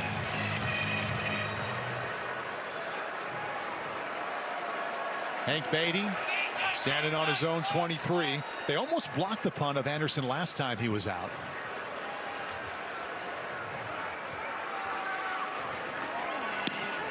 Much cleaner that time. And no chance for Beatty, but it'll be good field position for the Fighting Illini. Big Ten Saturday is brought to you by T-Mobile and by Valvoline. Maximize the life of your engine with Restore and Protect. Hey, Halloween was last night. Take a look at some of the Illini that you know way back in the day and what they dressed up as. Good pirate outfit for Hank Beatty. And how about Brett Bielema's daughters, Briella and Brexley? They decided to go as Kaden Feagin, the running back, and Luke Altmyer, the quarterback. And here they are. Thanks, Coach Arch. Trick or treat yesterday. So good. Brett had a giant smile on his face telling the story of how his daughters ended up as his quarterback and one of his top running backs for Halloween. Khalil Valentine's had a quiet day so far. Strong finish there across the 40-yard line. He picks up 6. Boy, Brett sat down with us yesterday, and you could see the stress of a couple consecutive losses in a row on his face. But a couple things came through. Talking about his girls made him smile, and you could see he had real confidence in what November was going to be. There's no doubt. Again, he's done a fantastic job there, resetting the fortunes of this program. Disappointing losses the last couple of weeks, but there's a foundation in place here, and he's one of those guys who has a great personality and great energy that pervades the entire coaching staff and the entire team, and they're feeling it today. Valentine again skipping up past the 45-yard line, just enough for a first down. It was really fun talking to him about his experiences, a young head coach at Wisconsin, and he went down to Arkansas, got an injury there on the field. And that's Melvin Priestley, the right tackle. Senior out of St. Louis, transfer from Grambling.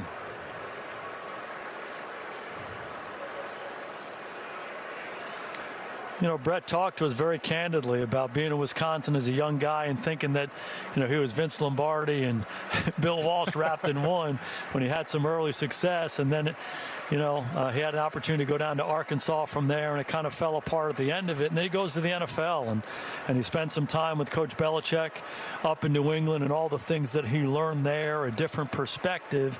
And when he came back to Illinois to run the program again, he said, I was a different guy. I was a different in how I was going to treat our assistants and what the day was going to look like, and you know, the emphasis on situational football and how you win and all of that. So it was fun to see him talk about his evolution as a coach, running 3 different programs and how he's grown, and no action.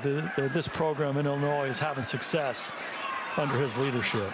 Now, he was only 35, Jason, when he was named named the successor. Hank Beatty faked the throw, keeps it himself. Another well-designed, non-traditional play there by Barry Lunny that involves number 80. Picks up 10. A lot of familiarity on both sidelines here. So Rob Smith, the co-defensive coordinator for Rutgers, grew up under Brett Bielema. Started out at the University of Iowa. He was a graduate assistant there in the late 90s when Brett was the linebacker coach, and Brett was kind enough to allow Smitty to live with them. So yeah, sleeping on his couch. I do think he had a spare room to himself. Yeah.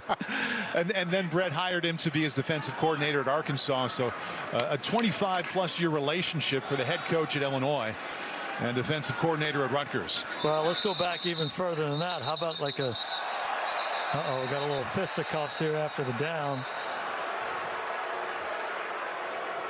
Jordan Walker with a little physicality close to the whistle. Rutgers isn't going to go away now. They're going to keep chopping and keep fighting.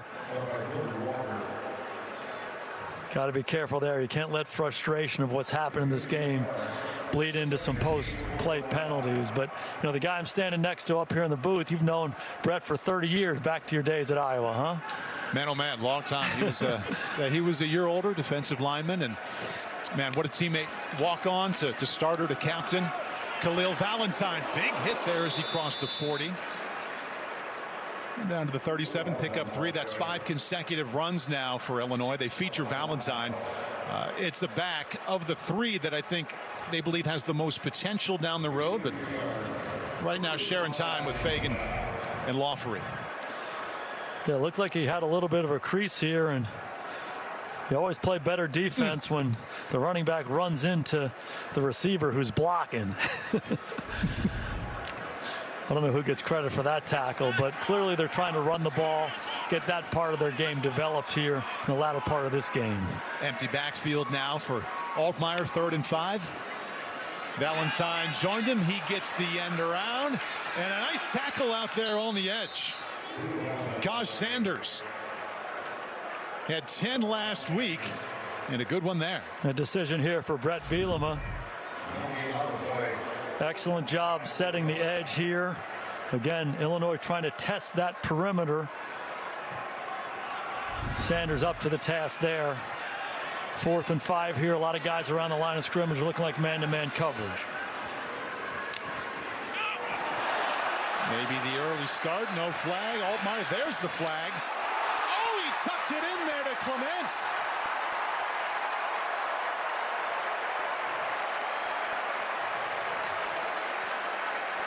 Would be a gain of 23.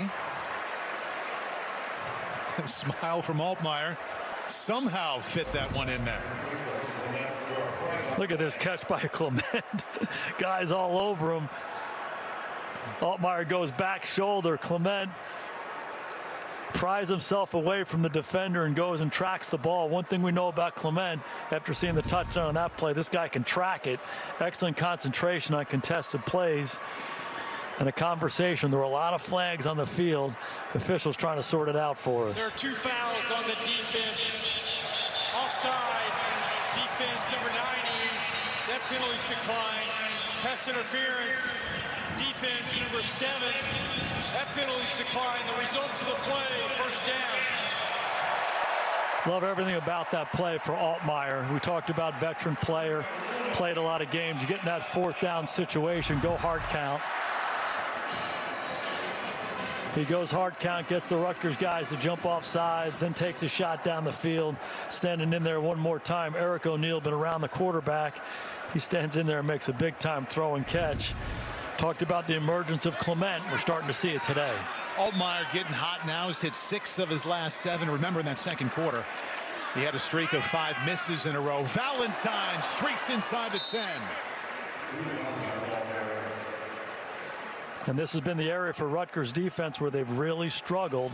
Again, they like to play man-to-man coverage, but in doing that, they've left a lot of receivers wide open here. So look for Illinois to try to take advantage of that again. Anticipate some pick routes, some rub routes, create some confusion. Barry Lunney has improved the offense in terms of scoring in each of his 4 seasons as the offensive coordinator. This year, Illinois averaging over 30 for the first time in his tenure, threatening to get past 30 right here. Valentine into a pile there, not much to bring up 3rd and short. Yeah, 3rd and short, and certainly 4-down territory for Bielema here. And again for Rutgers, loading up. Play man-to-man coverage. You got to somehow get these guys off track. 28-6, 4 minutes to go. You got to do something to disrupt this offense. You know, Lunney, you can tell, has found a kindred spirit. Luke Altmyer. Lunney himself started for over 3 years as a quarterback at Arkansas. In fact, left there as their all-time leading passer, and has a 5th-year senior now with over 30 starts, and those two communicate more as colleagues than coach quarterback. Altmyer sets up, end zone, and that was an almost to his tight end. I think Tanner Arkin had a shot there. Yeah, good call by Rob Smith, the defensive coordinator. He brings Jet Elad off the edge, man-to-man coverage. Henderson, it's tight coverage. Altmyer a little bit late with the throw. They're going for it here on 4th down. I see the same kind of defense from Rutgers. Heat them up, make them earn it.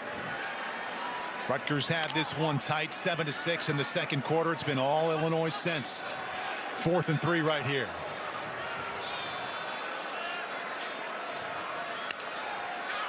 Well, he got him again.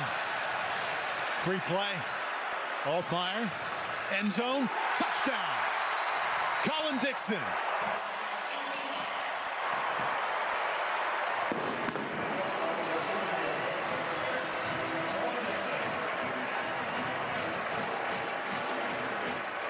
Nothing like experience. Luke Altmyer, another 4th down situation. Uses the hard count. Rutgers defenders jumping off sides. It's Jabome. And now let's keep this play alive. Use my feet to get out into space. See if we can get a free one. This time fouling Colin Dixon. This guy's rolling. On the other side, lots of work still to be done for Greg Schiano. Defense has let that side down as the game has gotten longer here.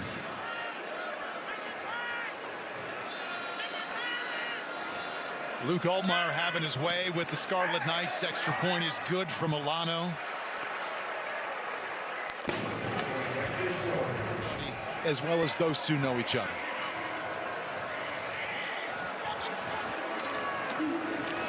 Antoine Raymond. And a nice finish there up to the 34-yard line. And Brett and Aaron talked to us about spending time together earlier this week to get this defense straight. Yeah, and you asked a great question. You said, because you've known him for so long and you have a great personal relationship, is it harder for you to kind of coach him and get on him and make the changes? He says it's actually easier. A relationship goes back a long, long way. He's been coaching him hard for a long time, both as a player and as a coach, and I think it's a really healthy relationship, and love the adjustments they've made collectively as a staff. It's showing up today. 2nd down pass over the middle. Maybe their best connection yet to Duff down to the 45. Yeah, and this is really what we've seen. They had to pressure the quarterback, and it starts with the guys up front. There's Akis. Okay, bring pressure outside. Then you just win man-to-man. Brown pressuring the quarterback in a run situation. Show too deep. And then bring the safety down late to make a tackle for loss. Play man-to-man coverage and knock it out. So there's been a good mix of coverage, man-to-man, pressure, players executing, making it hard on Kaliak Mattis. Keeps it himself. Not fooled. James Kreutz making the start without Dylan Rosiak. Loss of 2. Yeah, right here in the middle of your screen, we talked about it. His brother's the center. He's getting a chance to play linebacker. He's got a nose for the football. Olin was giving them great wisdom at the dinner table when these kids were growing up, because they know how to play the game, take advantage of his opportunity. 4 tackles for loss now in the afternoon for the Fighting Illini.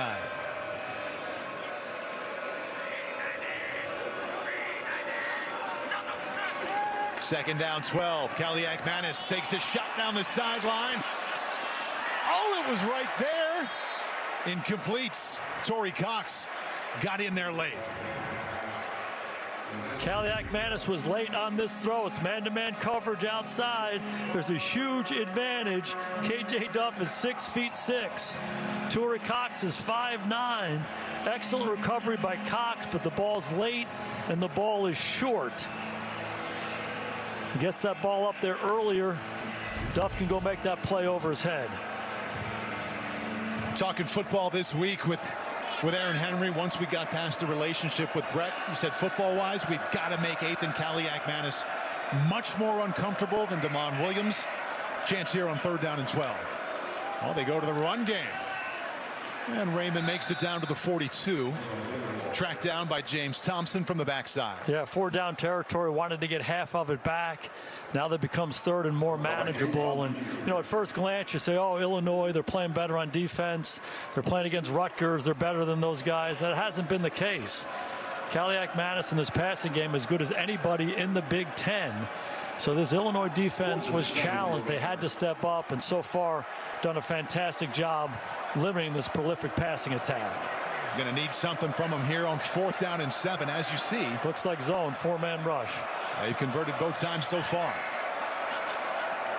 There's the 4-man rush. Kaliakmanis, sideline, way too high for Ben Black. Turnover on downs. Hasn't been the best day for Kaliakmanis. Ball goes back to Illinois. To start the 4th quarter, it's Dad's Day here at Illinois, a tradition that started in the 1920s. Dad's Day honors the dads, the Fighting Illini students, and take a look here as we go back in time, some of the memories from over the years. They even crown a King Dad at halftime. This year's King Dad is Alex Castillo, who was nominated by his daughter Jasmine. Look at all this, over 250 dads on the field at halftime. Mom's Day at Illinois is in the spring. Great tag there, Zora. Awesome pictures there for Dad's Day. Almost an awesome catch by Hudson Clement. Almost, there were too many good images there in those 20 seconds to pick one out. Yeah. Well, talking about Mom's Day, Zora, not only can she shoot 3-pointers, but her 2 little guys, what are they, 6 months old? They went as pumpkins for Halloween yesterday, right? I've not heard that. I believe it. Zaya and Trey are watching right now, so they heard you, Coach. I asked Zora this morning, did they have fun? She said they had no idea what was going on. They think they did. Yeah, you're probably right. Collecting candy for Mom and Dad at that point. 3rd and 6. Altmyer bouncing and converting. Hudson Clement. Ball came out late, but I think they gave him the completion. Good to see Clement getting involved in this passing game. Has made some big plays down the field, and big conversion there on 3rd down. End of the down here. Oh, that ball did come out, but it looks like he might have gotten it right back. He's down. He was a big-time get there in the transfer portal from West Virginia. Led the Mountaineers in receiving last year. He's had at least a couple of catches in every Big Ten game, but already today with 5 and a touchdown. Feagin. Whistles blew just as he started that cut to the left side. And Rutgers called the timeout. We'll go back down to the field and bring Zora back in. Well, guys, we've seen a number of impressive catches by Hudson Clement so far in this one. This is a guy who offensive coordinator Barry Lenny Jr. told us is on the verge of breaking out, and his teammates appreciate him so much. I mean, person after person came up to congratulate him after his first touchdown in the first half as an Illinois Fighting Illini, and no one more excited than his quarterback, Luke Altmyer, who shouted, "Come on, man."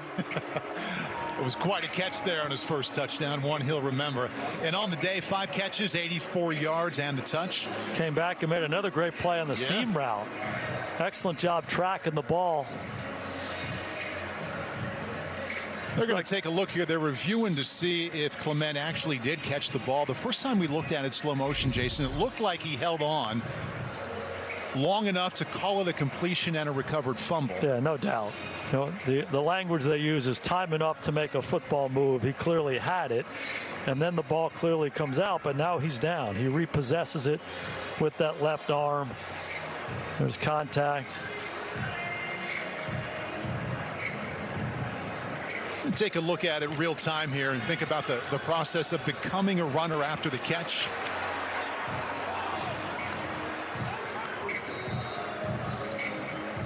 Reggie Smith is our rules analyst. Reggie, haven't called you in yet. What do you see here?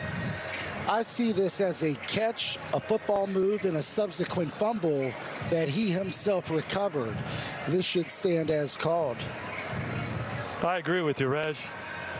Happy Halloween, buddy. Happy Halloween to you too, Coach and Paul. Thankfully, we had something to bring Reggie in here. Probably no doubt. Lonely back there. I missed you, bud. We're having a lengthy discussion about it. The ruling on the field is upheld. It is a completed pass. Charge timeout for Rutgers. His first of the half. And they may not challenge for the remainder of the game. See Greg Schiano there wanting a strong finish from his defense. And thinking about these Illinois pass catchers, obviously Hank Beatty is the man. Clement has shown up quite a bit. They like Colin Dixon right there with him. As we get further into November, if they're going to go 4-0, Illinois here in this month, look for the tight ends to come in a little bit more. Tanner Arkin and also Cole Rusk. Cole Rusk is a real threat as a pass catcher for them. Banged up coming into this ball game. Haven't heard much from him. But this whole thing is about Altmyer, but then attack in different ways. They're trying to bolster the running game. They're trying to get other guys in the passing game involved. And it'll be important for them down the stretch. Feagin been a big part of the second half here and wrapped up early. Gets as much as he can. Okay, we're thinking about Dad's Day. Zora talked about it here in Illinois, a tradition once a year. And hey, Brent Bielema had some very cool orange Nikes decorated by his two daughters. They are so good. I don't know that we have it in the shop, but there it is. The tic-tac-toe on each of the shoes. Each of the daughters put it on there, and they said, "Daddy, Daddy, we let you win." He said, "Oh, thanks." I remember when my boys were that little, if I would have handed them a couple markers and a pair of new shoes and said, "Do what you want with these," trouble. Dad's going to wear them to work. Not bad. Trouble. Pitch on 2nd and 7. Khalil Valentine, nice cutback. You can see why they like the quickness and explosion of the sophomore from Phoenix. Again, love the variety here. This is a bunch set. You block down, you pull the tackle. Valentine's got some juice now, so it's a good combination. Feagin, the big guy. Valentine, a little smaller, a little shiftier. I like the variety in the run game. I like getting different guys involved. Talked to Barry Lunny about the run game yesterday, using all three running backs. He said, I don't have to change the offense for any of the three, call whatever I want with them. And hey, all 4 of their final games are in the Midwest. We know how it goes in here in November. He said, we might just be leaning on the ground game here as it gets colder.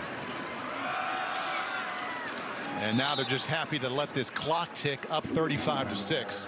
Josh Sanders, the safety, makes the tackle. Yeah, they are, but Rutgers is starting to load up a little bit here, and there's some man-to-man coverage outside that you can see Altmyer. You can see him put the bib on and say, "Hey, coach, let me throw this thing." He likes the matchups outside, so as this drive progresses, don't be surprised to see a play-action pass taking a shot at this end zone. Altmyer hasn't been a part of the running game in this second half, but he did enough in that first half, Jason, to be easily the leading rusher in this game. It was the difference in the game. In the second quarter, 7-6. His runs, both quarterback draws and quarterback scrambles, were the difference to give them that lead going into halftime. Changed the momentum.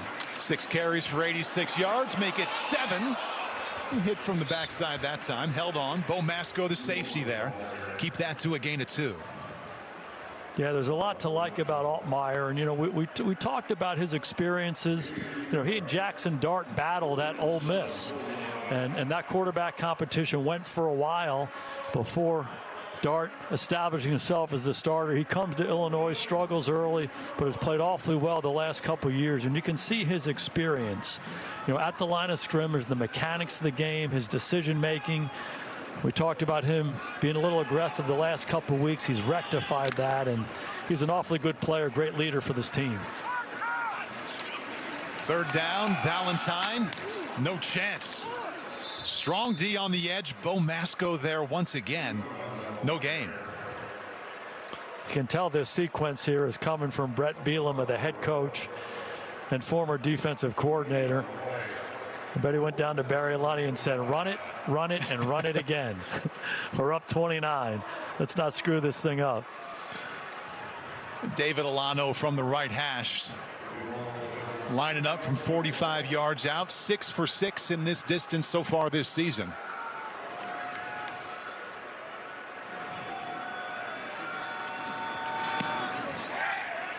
Oh, and he failed to draw that one back in.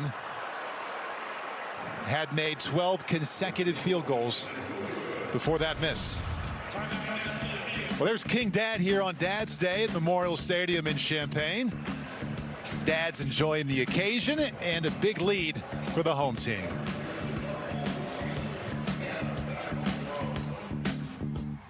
He was a pro football player at 18 years old. And Julian Sayin will take that on a tipped pass. Takes the touchdown. Lays it off underneath Colin Weber, the tight end. Just across the 35-yard line. We had a great visit with Greg Schiano this week, and this guy's a mantra machine. He's always spitting out life philosophies to you, and as he's over there right now, down 35-6, watching his team, he's really looking for one thing. He said something to us. He said, the past and the future are the biggest thieves we have in life. It's really about focusing on the present, this moment, and that sets up big time in football. It's this play. So he's watching to see how much his culture has been established there and how his players are responding to that and how they play down the stretch here, down 29. Not much there for Raymond to bring up third down. And on one hand, Jason, you look at the scoreboard, 35-6, it's out of reach.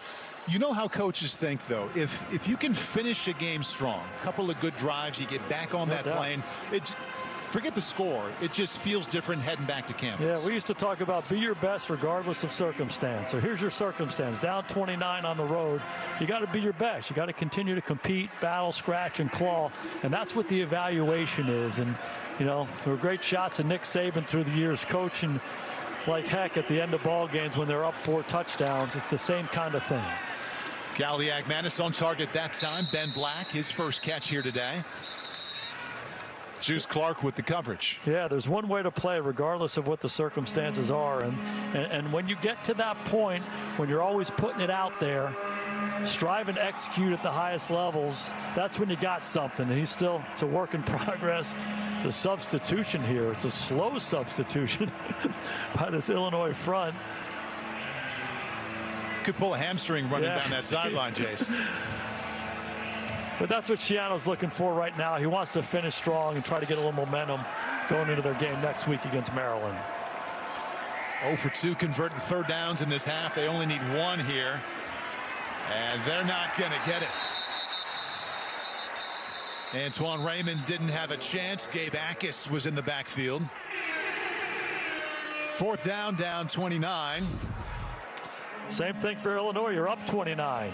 You want to finish strong, and excellent job wadding it up inside, controlling the line of scrimmage. 4th and 2. To the pass. Got him. Oh, that was almost a big play. They moved the chains. KJ Duff couldn't keep his feet. Drive is alive. A lot of guys on Illinois around that line of scrimmage. Galiak-Manis takes advantage.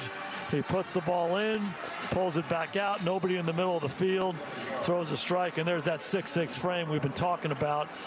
Duff's ability to extend and pluck the ball big time. They've done a pretty good job on Duff, considering he had 241 yards receiving last week. Please reset the game clock to 7 minutes, 30 seconds. Start on my signal.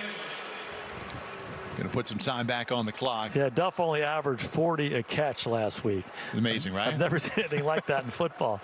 5 catches, over 30 yards, and a solid outing today. 8 catches, 90 yards, but Has not affected the game the way he did last week, that's for sure.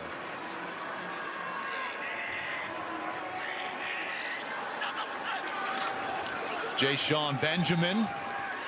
Little crease off that right side, but a nice low tackle there by Miles Scott. Keeps that to a gain of 6. You know, Benjamin's a good story. He's their second back, kind of change of pace guy, really productive. He's from Pahokee, Florida. I don't know if you know anything about Pahokee, Florida, Paul, but a lot of great ones come out of there. There's something in the water down there. Think about Ricky Jackson and Anquan Bolden and Fred Taylor, all these guys from down there. And you know, he grew up watching those guys. Tough guys. Anquan Bolden, Fred Taylor, my goodness. Want those guys on your side. Right back to it.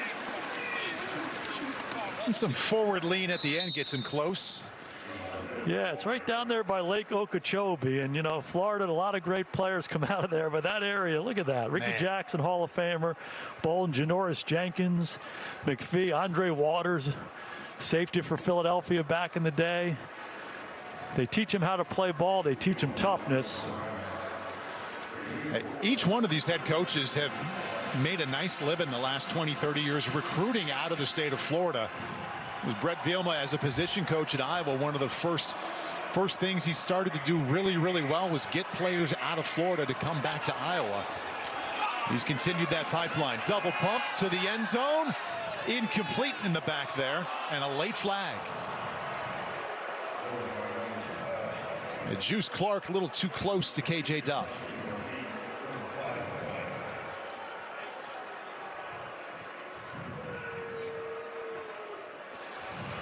Pass interference, defense, number 6, 15-yard penalty, first down. Duff just isolated outside on Clark. He's just bigger than they are, and Clark just trying to stay with him. It looks like Duff was grabbing a little bit himself. There's just some contact. Usually that favors the receiver, and I thought we were going to see more of that in this game. There's been a good mix of coverage by Illinois, and the other part of it is Altmyer and this Illinois offense has had the ball a lot, limiting those opportunities. Antoine Raymond, the back next to Kaliak Manis, has 18 career rushing touchdowns. Fake to him, end zone, touchdown Duff. We've seen this from the other side from Illinois. When you play man-to-man down in the red zone, these pick routes, these rub routes come alive. So the inside receiver Sheffield picking for the outside receiver Duff. Good throw by Kaliak Manis, put it on that front shoulder. Too little, too late. But this is the kind of play, this is the kind of drive. This is how you want to finish the game, build a little momentum going into next week. Duff coming into Champaign, the #1 receiver in terms of receiving yards in the Big Ten. 9 catches for 93 today. And the 1 touchdown followed up by an extra point to make it 35-13. Just inside of 6 minutes left in Champaign.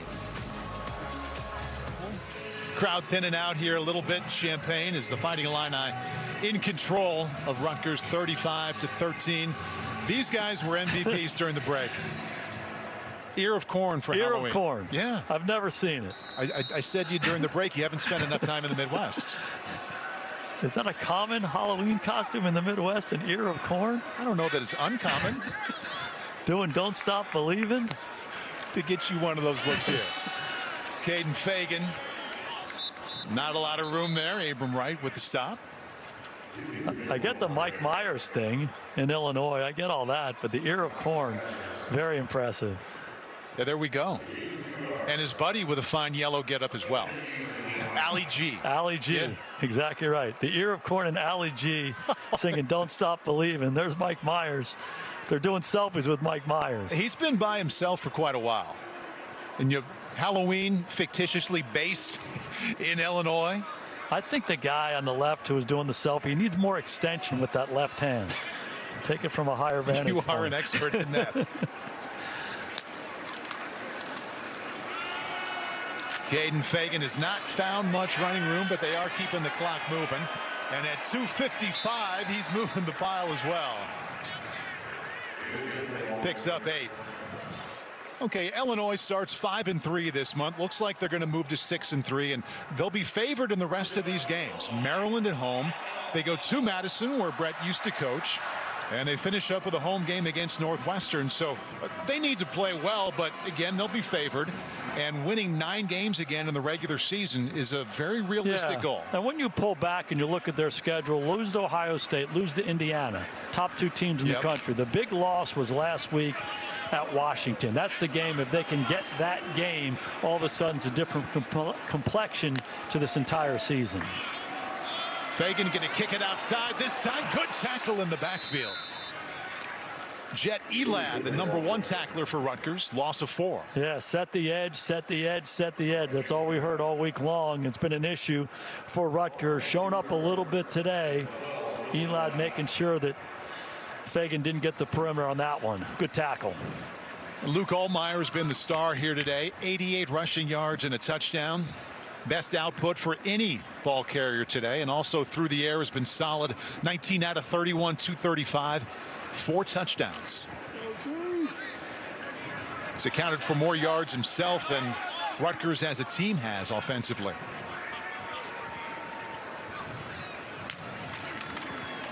Hands off to Valentine.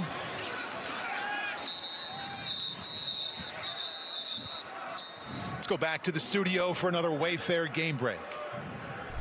Yeah, Paul and Jason, it's important to watch what's happening in these different conferences, because in the Big 12, West Virginia has gone up 17 on a Dior Hubbard touchdown run. This would give Houston a second Big 12 loss. We'll have a projection tonight on Big 10 Saturday night for Huskers and USC. I think John just wanted me to remind everybody that former Mountaineer Hudson Clement had his first career touchdown in Illinois today. How about that? Tying it all together. Fanta always giving us the good perspective, isn't he? The energy as well. Yeah. Oh, my God. Approaching the 2-minute timeout here. Valentine. Just nothing up the middle or to the outside. Bo Masco was there to greet him. Schiano knows that Bielema was going to run it in these situations. Schiano loads him up. They get off the field. But an impressive effort by Illinois. The big issue on this team has been their defense. And they really stepped up against a potent passing attack of Rutgers. Made the adjustments. Offense played really well. Their star quarterback showed up big time, both as a runner and as a passer. Excellent job by Henry, the defensive coordinator, making the adjustments and bringing it to Saturday afternoon and shutting down this passing game. Boy, as a former head coach, Jason, I've thought about you as we met with both coaches on either side of the emotion spectrum here during the week. Yeah, Greg Schiano, so hopeful that the win last week would continue. You could just read it on his face. Other side, Brett Bielema, you could see the angst that comes with a 2-game losing streak. Punt is away. DT Sheffield, fair catch just inside the 15, but as you see both of those emotions and you know you're going to the booth, your thoughts and your read on those guys. Yeah, one of the things that I love when we were talking to Bielema yesterday, he said, you know, you make these adjustments, you talk about your plan, you have your game plan book, you're going through it, you go through your meetings and your walk through and your practice. But then when you get to within 24 hours before the game, it's all about how these players feel, their mindset, their mentality, how confident they are, their energy. And I think it's one of the reasons he's been such a good head coach is he understands that. They had to make these adjustments, but then they had to get them into a place where they could just cut it loose and go play, and they've certainly done that today. Really impressive.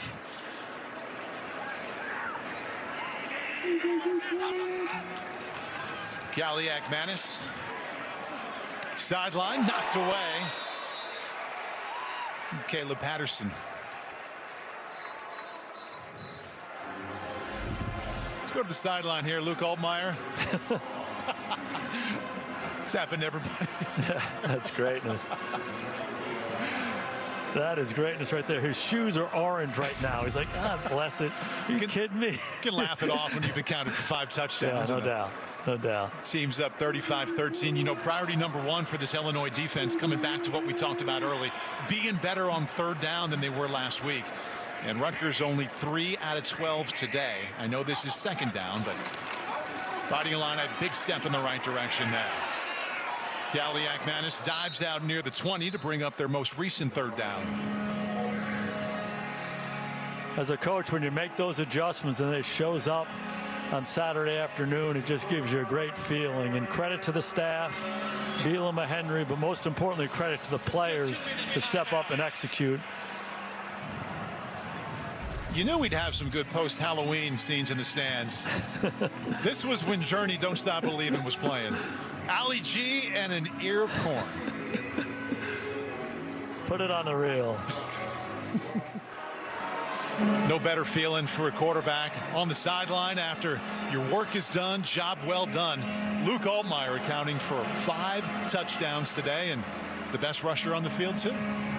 Yeah, job well done by this defense as well as we get to this third down, and kind of reminiscent of some of those Illinois defenses from the early 90s that you went against, huh?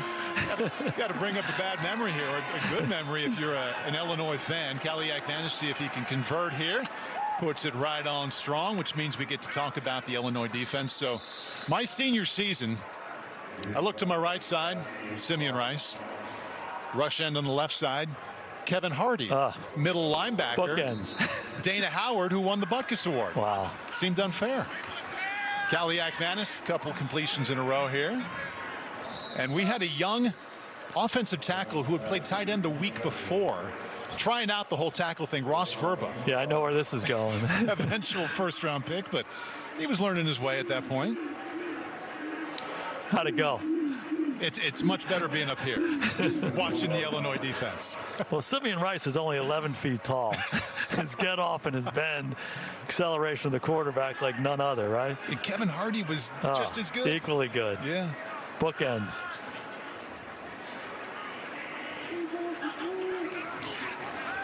Rutgers scored on their last drive, trying to get some late momentum here just inside of Illinois territory. Finds Ja'Shawn Benjamin, picks up 6. You know, we can look up the stats and the results of the game, or you can just tell us right now. What do you think?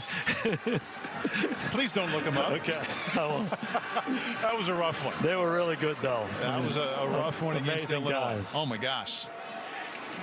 To the sideline this time and out of bounds, and that's for those of us who grew up in the Big Ten. Seeing Illinois go through what they went through these last 20 years of dipping so much didn't make sense, because this was a program that had so much talent for so long, and Brett Bielema has come in and really emphasized keeping the Illinois talent in state in here, and he's upped the recruiting elsewhere as well. And you know, Illinois winning north of 6-7 games is, again, where a lot of us who grew up in the Big Ten come to expect the Fighting Illini.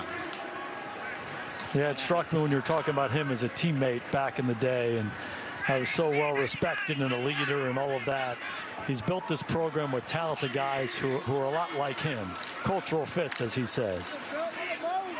Benjamin, a little bit of room on the edge, but he was a player who had success because of effort and tenacity. Yep. And it's a long time later, but I think a lot of his success as a coach due to the same characteristics. Yeah, there's no doubt. And the best teams you and I have both been a part of all throughout our lives are made up of guys like that. And the ones that go achieve the highest levels are talented teams who play that way. And that's what he's trying to build here. And you said it, he's upgraded the talent since he's been here. A lot of guys going from this program to the NFL, and then they start playing the right way.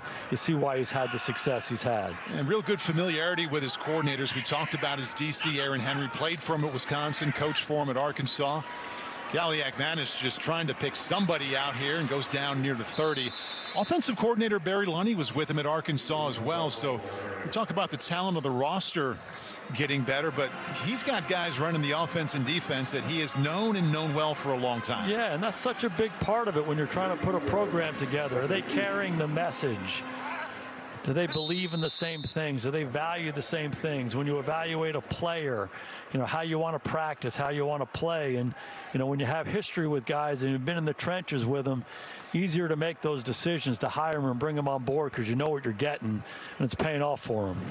A little easier to come back to work the next day when it's not off a double-digit loss as well, which is what he faced last week. And then he's got a bye next week, and so he can celebrate Halloween weekend with his 2 little daughters. It's great stuff. There we go, up 35-13 as we approach the final minute.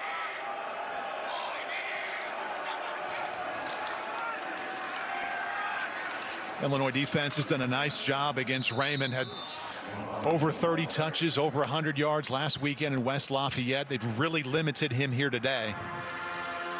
Aaron Henry, defensive coordinator, can exhale. A lot of focus on him this week. And their defense has responded against one of the offenses. They're going to get backed up here 5. Colin Weber getting a head start, huh? It's tight end getting a lot of time without Kenny Fletcher here because of injury today.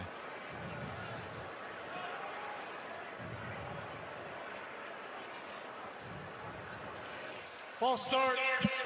Offense, number 18, 5-yard penalty, first down. The penalty includes the option of a 10-second runoff.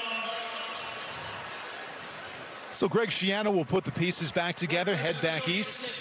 Timeout to avoid the 10-second runoff. Charge timeout, Rutgers. Wow. Took the timeout to avoid that 10-second runoff. Okay. So we talked a lot about what Illinois has ahead, and they could hit that 9-win regular season, potentially 10 with a bowl win. Greg Schiano looking at a possible going to a bowl game again. And when you say bowl season in Rutgers, based off of their history, that's doing something. Yeah, and so much of all of this stuff is about expectation. There's a little sense of disappointment in Illinois right now just because there was so much expectation for this team. A lot of guys returning. They were number 9 in the country, and then they have these losses, and everyone's like, everyone's mad. But you got to pull back and say, hey, wait a second.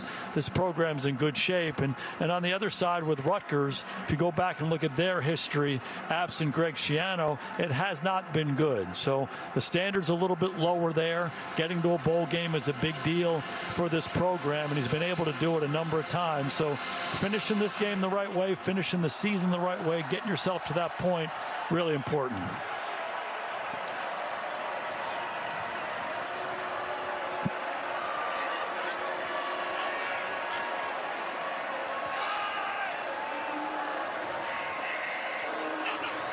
Kaliak-Manis is thrown for 232. Add a little bit onto that. Good move at the end there. Gets down near the 10-yard line. Ian Strong. They haven't been on both sides of these kinds of games. You have no idea how important it is as an offense to try to score, as a defense to try to keep them out of it. Right. And Rutgers trying to make it back-to-back touchdown drives, and that's way out of bounds. DT Sheffield sideline got away from him a little bit. Sure did. It's that field awareness. So no timeouts here, 3rd and 2. Illinois been playing soft zones, letting Kaliak-Manis kind of matriculate the ball down the field. Don't be surprised to see them play a little man coverage on one of these downs here, see if they can make a big stop. 13th play of this drive, the longest drive since the first quarter.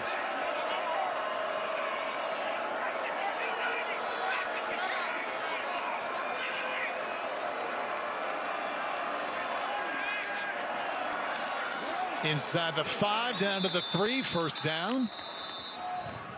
Clock will stop temporarily here.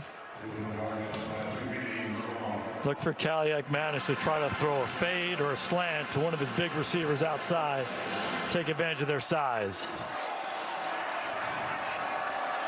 Looking, keeping, and he goes down at the 2.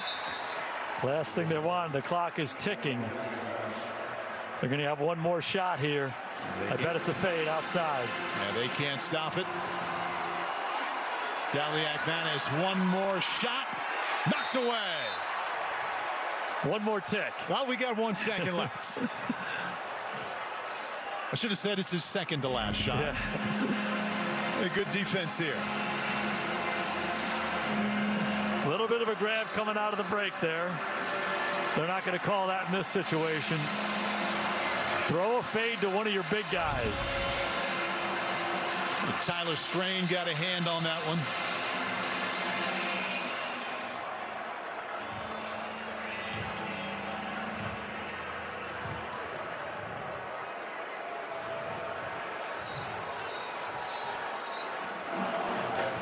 Coming up next, Breeders' Cup, live from Del Mar Racetrack. Soon as we're done here in Champaign, and only 1 second left, that'll be in a moment, we'll get it right to the Breeders' Cup.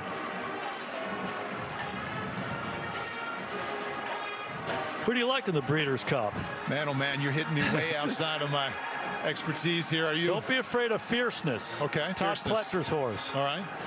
My spotter, Dave Dare, usually knows this game. Double D, you gotta. He's just nodding his head. He's keeping it to himself. He doesn't like Fierceness, I can tell. I do like Del Mar, though. What a place. Haven't been. Yeah. Well, Brett Bielema 1 second away from celebrating his team moving to 6-3 on the season. Rutgers will fall to 4-5. Fighting Illini have a bye week coming up. And they'll have Maryland, Wisconsin, and Northwestern to close out their regular season. And they've got one more play here to see if they can keep Rutgers out of the end zone.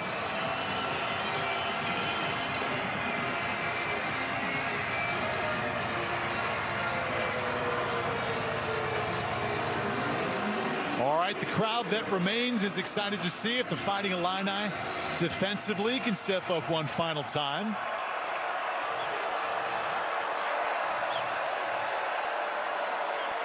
Fade to the top of your screen. He's looking that way. There's the fade. Knockdown.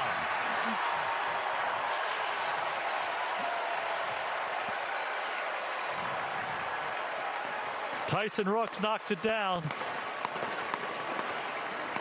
Luke Big Altmyer. receivers and big corners.